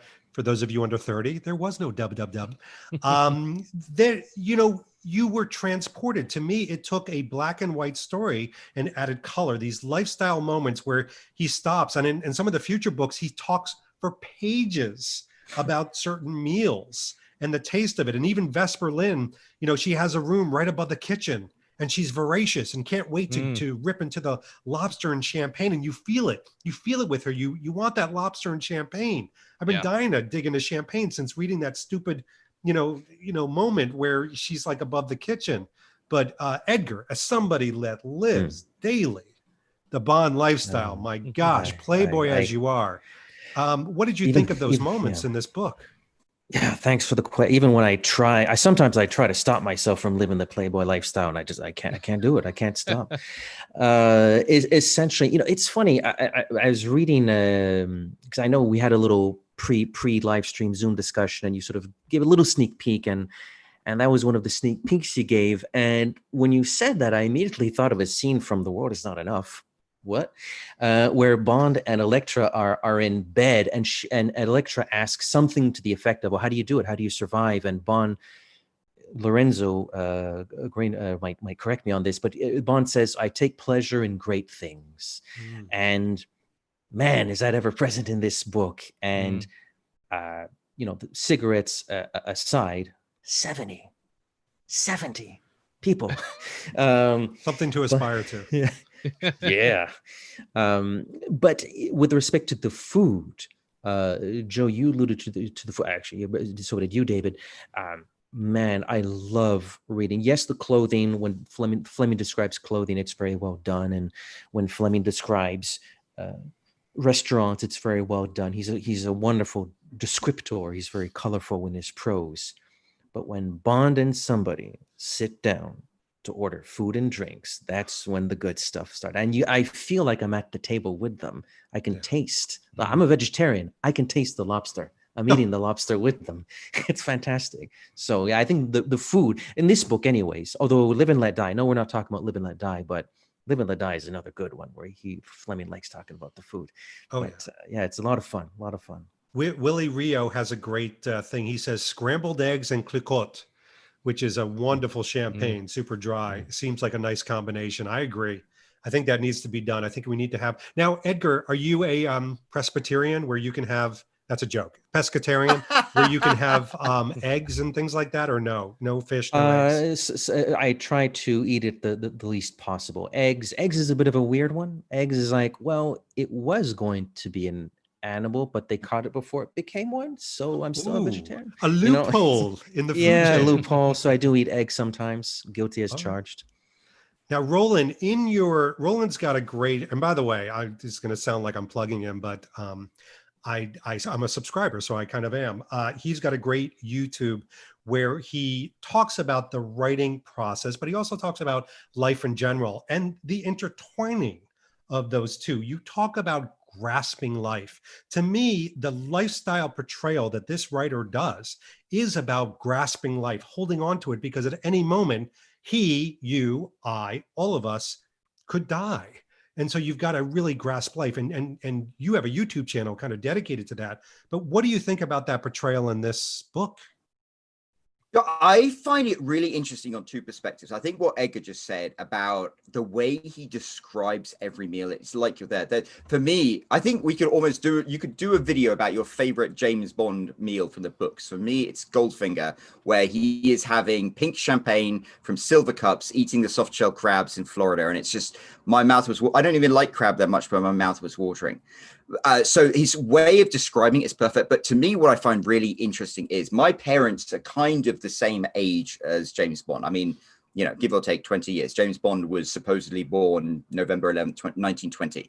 But he was from the upper middle class, lower upper class of British society. He went abroad. Ian Fleming never invents stuff. It's like if you went to the north coast of France and you went to a cafe to eat a meal, you'd have cooked pheasant and you'd have a bottle of Rouge d'Anjou, which is, you know, $6 or something. It's not a special wine, but then when you describe it as it is, when it's like you have it from a cafe with some beautiful foods to go alongside it, and it's chilled and it's crisp in your tongue, it's just amazing. But at the same time, it's not really something fancy. It's not like Thomas Harris, who wrote the Silence of the Lambs and stuff. Towards the latter end of the books, he was writing Hannibal would get into his $100,000 Jaguar and drive off in his $2,000 suit, because he had to kind of quantify, Hannibal has such good taste. Whereas Ian Fleming wrote about these things almost in a journalistic style. It's like, if you're in France, this is what you eat.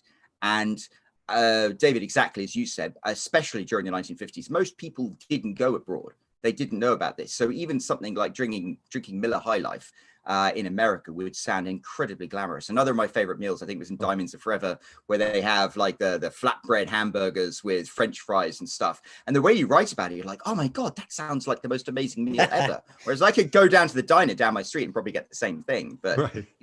He has an appetite for life that comes across in his writing really, really beautifully. But it's also his character, the food and the choices are almost a characterization in themselves. They tell you about the place. They tell you about him as a character, why he chooses these things. I mean, his Bentley, you talk about the car. I don't know, am I going too far to talk about the car?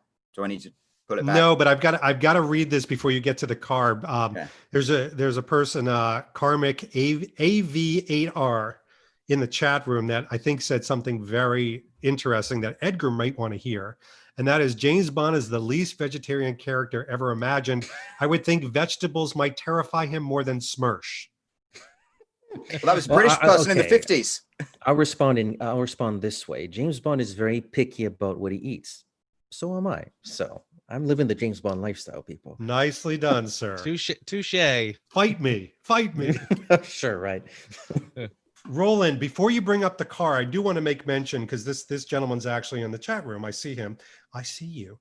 And that is, there's a great Instagram where there's a gentleman who literally eats, drinks, and dresses the Fleming style. Not so much the movie sometimes, but the Fleming style. And it's the Culture of Bond. I'll just kind of hold it up here. Michael Poplawski. I know the Culture of Bond. Michael is such a great guy. Great guy. I mean, he has the avocado pears that we've been talking about, the scrambled eggs. Literally, look at this. He just posted, I don't know if you could see that, cucumber sandwiches. You know, Nice. this guy lives it and tries the Pinaud shampoo, all those things, and really goes down that angle. Kind of the whole idea of if it's good enough for Bond, it's good enough for me. So, you know, people have embraced it in all different ways. But Roland, hit the car, man. Oh, so I mean, I was obsessed with the car because I'm a car guy, but I'm not a car guy. Like you're a car guy because you like cars that are beautiful and sleek and work every time you turn them on and stuff. Whereas I like cars that are a bit more greater. I loved the whole thing of the 1933 4.5 liter Bentley that he had to, you know, maintain, and he just loved it. It's like me. I even had, for the longest time, everyone's going to joke and laugh, I had a 1989 Lincoln Town Car for like 4 years, and I called it the locomotive after Bond's Bentley. We've I just seen loved that pictures car. on your Instagram. Oh, I loved that car, and it was, to me, it was kind of the same. And you know, James Bond loved his car, but he loved his car because he could jump in it and turn the key and it would start off, but also he loved customizing it and having it maintained and stuff. And there was some hands-on appeal that I think in the movies doesn't come across. In the movies, he just gets handed the keys to a car. And I like the way in No Time to Die, you know, he gets the 80s Aston Martin. And so you kind of think maybe he's got that kind of car element. But the book James Bond was a car guy. He loved like his car from the practical thing of driving, maintaining it, customizing it. And I love that element to it. I tell you what I do love too, Roland, to feed off of what you're saying. I love how they discuss in this book in particular, and it summed up a lot of my feelings, which are not going to be very multidimensional and should not be emulated. But the fact that machinery, watches, cars, things like that, can take on a personalized, almost emotional feel. They shouldn't, you know, that whole, you know, cat poster, hang in there, baby, you know, don't have the things you own you. It's a beautiful sentiment, and I doff my hat to it. But, you know, the reality is people love those beautiful moments. You know, I take great pleasure in beautiful things. I think Edgar is the quote that we were fencing with before. But the cars are a part of it. You know, that's why Ian Fleming wrote Chitty Chitty Bang Bang, where the car becomes sentient. It is the Terminator, you know, on Bulgaria, and it goes off, you know, and that is because these cars, when you have a personal relationship with these objects, they do take on a little bit of a personality. All right, we've got to transform a little bit because we've been, lest our audience doesn't know that we've been doing this, we have been dancing, and it's not the Batusi. It is dancing around comparisons as social entities that we are, as movie franchise followers that we are, of the book and the movie. We've mentioned a few of them. Look at Roland doing the Batusi. Nicely done. Let's go around this panel, and I want to see this in the chat room too. When you read this book, there had to be moments where the movie just banged in your head. It slammed into you like a brick through a plate glass window. I, for one, had an unsuspecting one I wasn't knowing I was going to have, and that was Bernard Lee.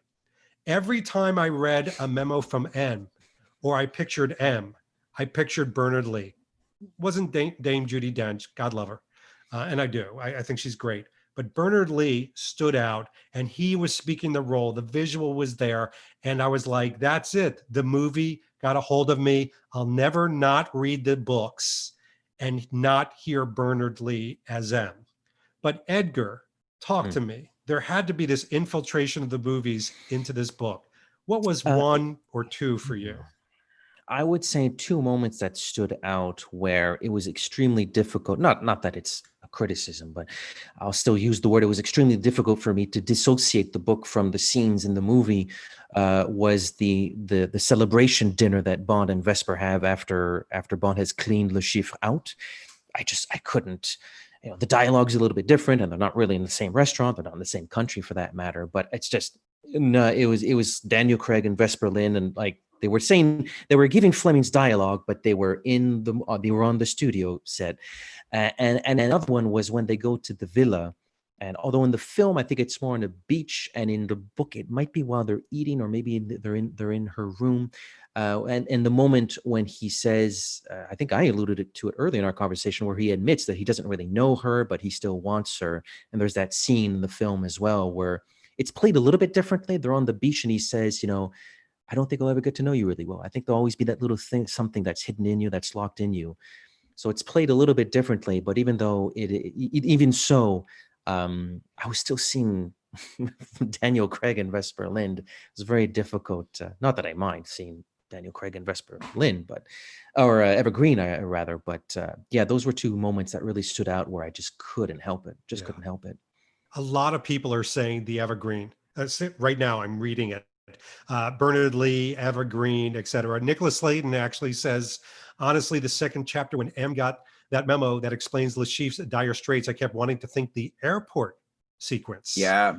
Which, right? That's an interesting one that kind of pops into play. Roland, what about you? You know, as an imaginative, creative individual, where were you fighting? You know, you couldn't push away the movie.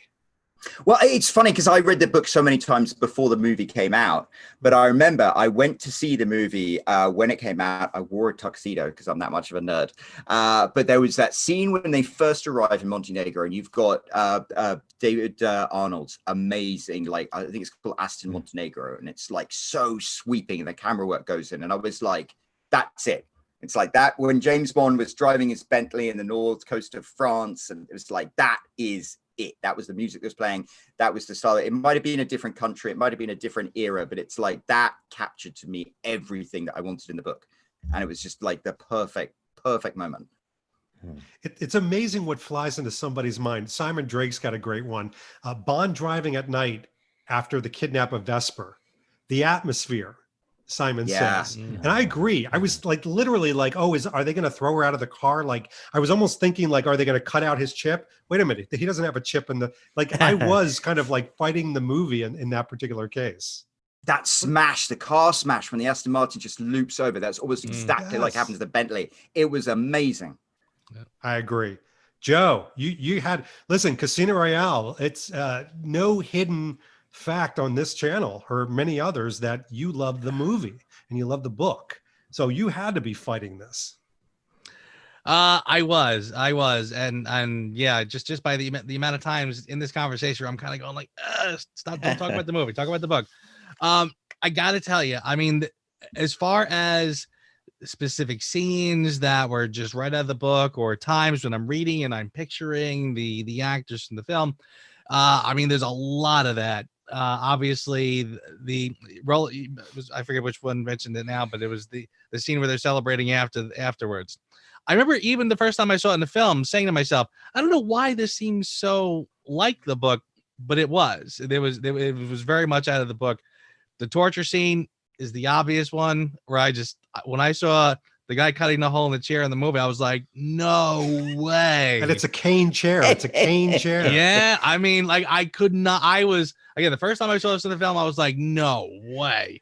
But even beyond that, and I have to say, reading the book again really made me respect the film, because I said there was so many times when I would be reading something and I'm saying, boy, the way they worked that into the film was amazing. There was times when even just little bits of language, like when Bond, there's a part in the novel when he's talking about Vesper and talking about how he was feeling warm towards her. And I had a flashback of the scene in the film where he says to her, does this mean you're warming to me? And I remember thinking, like, even just the use of language, you know, the way that they pull it into the film was so smart. We mentioned how it's not until Quantum that they do the scene where he's talking about, Mathis says the heroes and the villains are getting all mixed up. And I thought, good for, score one for Quantum. But yeah, so I really do have to say that the feel of the novel is so much, it's so ingrained in that film that I just say to myself, boy, is that amazing. I mean, and this book was over 50 years old at that point. I mean, this is not an easily translatable book to film situation, but the way they were able to do it is just mind-boggling. I mean, there was so many times when I was reading and I really had to, even if you watch, and Calvin's been doing the cut scenes, the deleted scenes from the films, and he showed some of the cut scenes from Casino. I remember even those have that Fleming-ish feel to them. Again, there was some of those where I watched them. I said, I could see why they cut it, but if they didn't, I probably wouldn't have had a problem either, because they feel wise they fit. So yeah, I mean, I really do have to give the film just a ton of credit. And it's almost like I even said to myself today, if somebody asks me which is better, what am I going to say? And again, it obviously would not be a fair question in any way, but I would have to say that there's nothing that the film did that I thought doesn't improve on what the novel does. Like at every time they make a subtle change, I remember even the part in the film when Mathis gets zapped and taken away. I remember the first time I saw it in the film feeling like a little unsatisfied by that, because I thought, well, I like this character, I don't want to see him, but I get what they were doing. They were illustrating that Bond again hasn't really put all of the pieces of the puzzle together. He doesn't understand how he was betrayed, but he can't figure out who. But the obvious answer is right in front of him, but he can't see it because he's so taken with Vesper. So I thought, props, I got it, well done. So yeah, I like I said, I'll end the gush fest there, but I really do have to give that film tons of credit for being able to take this novel and give it the respect it deserved and take it to a different level even. By the way, I'm glad that you did the right thing, which was you delineated and said it's not fair to say book and movie, because literally book and movie are two separate things altogether. A movie has to be like this to keep an audience in their seat. A book doesn't need to do that. It can languish. It can kind of roll out. Some great things from the chat room around the feel, which you just described, Joe, which this is a great one from Commando Bond, Caleb, who says, Bond checking his Beretta's function and tie reminds me heavily of the moments in the book when he first puts on the dinner suit in the mirror. Both just carry the same weight, which I think it's a very important thing to say, things around weight. You know, I think Roland, you mentioned it, and Edgar, I think you supported it. These moments that were just around the impacts, the emotional impact moments that make you go, wow. There were several times in this book, in this reading, where I went back and reread something just because it was so powerful, especially at the seaside. You know, some of the, you know, these relationship moments was just like, whoa, this is heavy. And, you know, people nowadays, it's very popular to say, oh, the movies have gotten away from Fleming, and, you know, Fleming's Bond is a tough Bond. You read Casino Royale, he's pretty affectionate. You know, love, are you okay, love? What's wrong? And stroking the arms and things like that. Mother issues. There you go. You just want to gravitate there, don't you? There's something unresolved. You know, just real quick, I remember as I was reading, I mentioned how I kind of was simultaneously reading the book with the audio book playing. Sometimes I would do one or the other, but there was a lot of times when I would sit and read the book with the audiobook playing in my ear, just so I could kind of like really savor every word and really kind of focus. And by the time I got to the end of the audiobook, there was a little thing they did where they just interviewed the narrator and kind of saying, okay, now that you've done it, what'd you think? And one of the things he said was like, I had no idea this book would get so romancy toward the end. Like it's a full-blown romance novel at the end. And I kind of still walk away with that whole thing. It's funny how movie Bond is kind of so well known as a womanizer, yet when you read this, it's like, geez, this guy's he's hooked. You know, like he all of a sudden he wants to marry the first girl he spends a little time with. I mean, it couldn't be more opposite in certain respects. By the way, there's a couple people, Brian G, for example, Joe, that are feeding your ego, which we need that like a hole in the head. But my ego is starving. Thank you. Randomly saying Octopussy's great, a mystery, one of the best pre-titles. Kamal Khan is great. All right. Welcome to the Casino Royale Book Club. Octopussy represents. Thank you. Where everything and anything goes. And now the chat room is talking about Octopussy. That's going to drive Roland to finish off his Heineken. Folks, we have spent the last 2 hours talking about this book and having fun. I do want to provide a moment or two for each of my necessary co-hosts, because trust me, you didn't want to hear me speak for 2 hours. Because there are some things on the horizon that I think are interesting and motivate the same creativity of what we're talking about. Edgar, you and your amazing colleagues over at the James Bond Complex are doing something around Casino Royale that I think is very different, but just as important and interesting. Do you want to talk a little bit about that? I'd be happy to. Essentially, where to begin? Well, on Monday, October 5th, 2020, which is Global James Bond Day, we will start to release mini episodes of what we're dubbing the Casino Royale fan commentary. Not the film, but rather the book that we've just spent the last 2 hours discussing. Essentially what we've done, me, Matthew, and Emery Cormier from the 007 Intrepid podcast, together we've sort of created a few social media accounts under the banner Universal Exports. We are Univex. And essentially we're using that branding for the Casino Royale fan commentary. And what we've done is we've sent out requests. Maybe some people participating in this discussion have agreed to participate, to not give us a review of the film, of the book, but a chapter of the book. Some people are doing one, some people are doing two, and all the chapters have been decided. And essentially, in 5 to 10 minutes, MP3 audio, a participant with the chapter or chapters that have been randomly drawn for, they will discuss said chapter. Do they want to compare it with the film? Do they want to talk about Fleming's style? Do they want to put it into some sort of socio-historical context?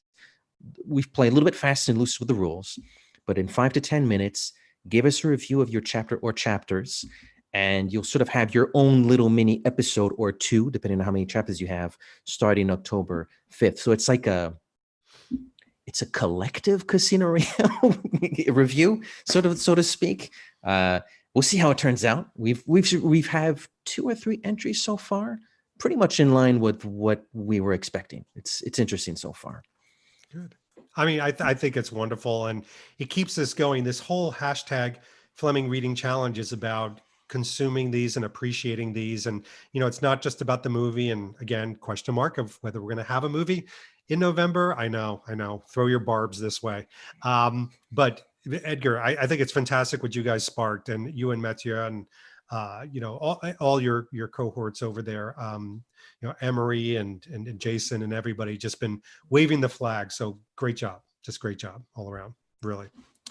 And Roland, you've got a surprise for everybody watching this live stream. Bit of a surprise for everybody. You look so nervous when you say that. It's like, no, I'm creating drama. That's my drama face. No, because you are offering people a free opportunity, and I say free, to read one of your novels. Can you talk to us about this? Okay, so I've been writing for a number of years under a female pen name, and I seem to have found my tribe there. And what Joe said about Casino Royale being a romance book, I think all stories end up being romance books, because what is life about? Life is about love. Love is the only thing that gives life any meaning whatsoever. I think if you take Raiders of the Lost Ark and you rewrote it to be a love story between Marion and Indy rather than a fight against the Nazis, because to be honest, you could take them out of that and the Nazis would still have ended up killing themselves by opening the Ark of the Covenant. It's just, you couldn't reframe it. So I have been thinking for a long time, I kind of wanted to share the romance books that I write with an audience that would appreciate that kind of thing, a Bond audience. And so I was going to say, if anybody is interested in finding that, I have my most recent book, which is my favorite book, called High Point, which is very much like a Clive Cussler book, just written in the style of a romance book. If anybody's interested in reading this, go along to rolandhulme.com/the Bond experience. There's a button you can click, and for the next few days, you can download this for free. And you could also give me your email address to sort of join a mailing list, because I would love to have your feedback on this, because I'm thinking of maybe doing like a version for targeted towards a male audience being the same book, because I think there shouldn't be a distinction between male books and female books. I think they're just books, and I think they're just stories, and I think at the end of the day they all come down to the same thing. So yeah, you can get a free copy of this book and tell me what you think about it. Sign up to my mailing list, and I'll pick 5 people from whoever signs up to get a paperback copy. I'll mail out to you and sign, and there we go. And I hope you enjoy it, and I'd love your feedback, because maybe that's something I want to share with people. Maybe there's an audience for it. Would our spouses and significant others enjoy that? Are they kind of like bodice ripping books, if you will? They are extremely steamy, but I mean, this book, Ooh. I mean, I'd be interested in you reading it, because this book is about, you know, an ex-Navy guy, his wife, the daughter gets kidnapped, they go off in an old Navy ship. If you read it, it's actually almost the plot of Star Wars. And is it the Joe Darlington story? Because it sounds vaguely familiar. It's funny because I mean I have this thing that instead it's an oil rig rather than the desktop maybe, but I don't know. I'd be really interested to hear what people have to say. So I'm giving it away free. I would love your opinion. Tim Ferriss says attention is the new currency. So I would appreciate any attention you want to throw my way just by reading my book and letting me know what you say. So go along to that link and download a copy and just give me your worst. So Roland, we're going to post that link on my social media and yours. A couple people are saying that you have a wonderful, wonderful voice, but it went so quickly. So we will post that to everybody before this ends.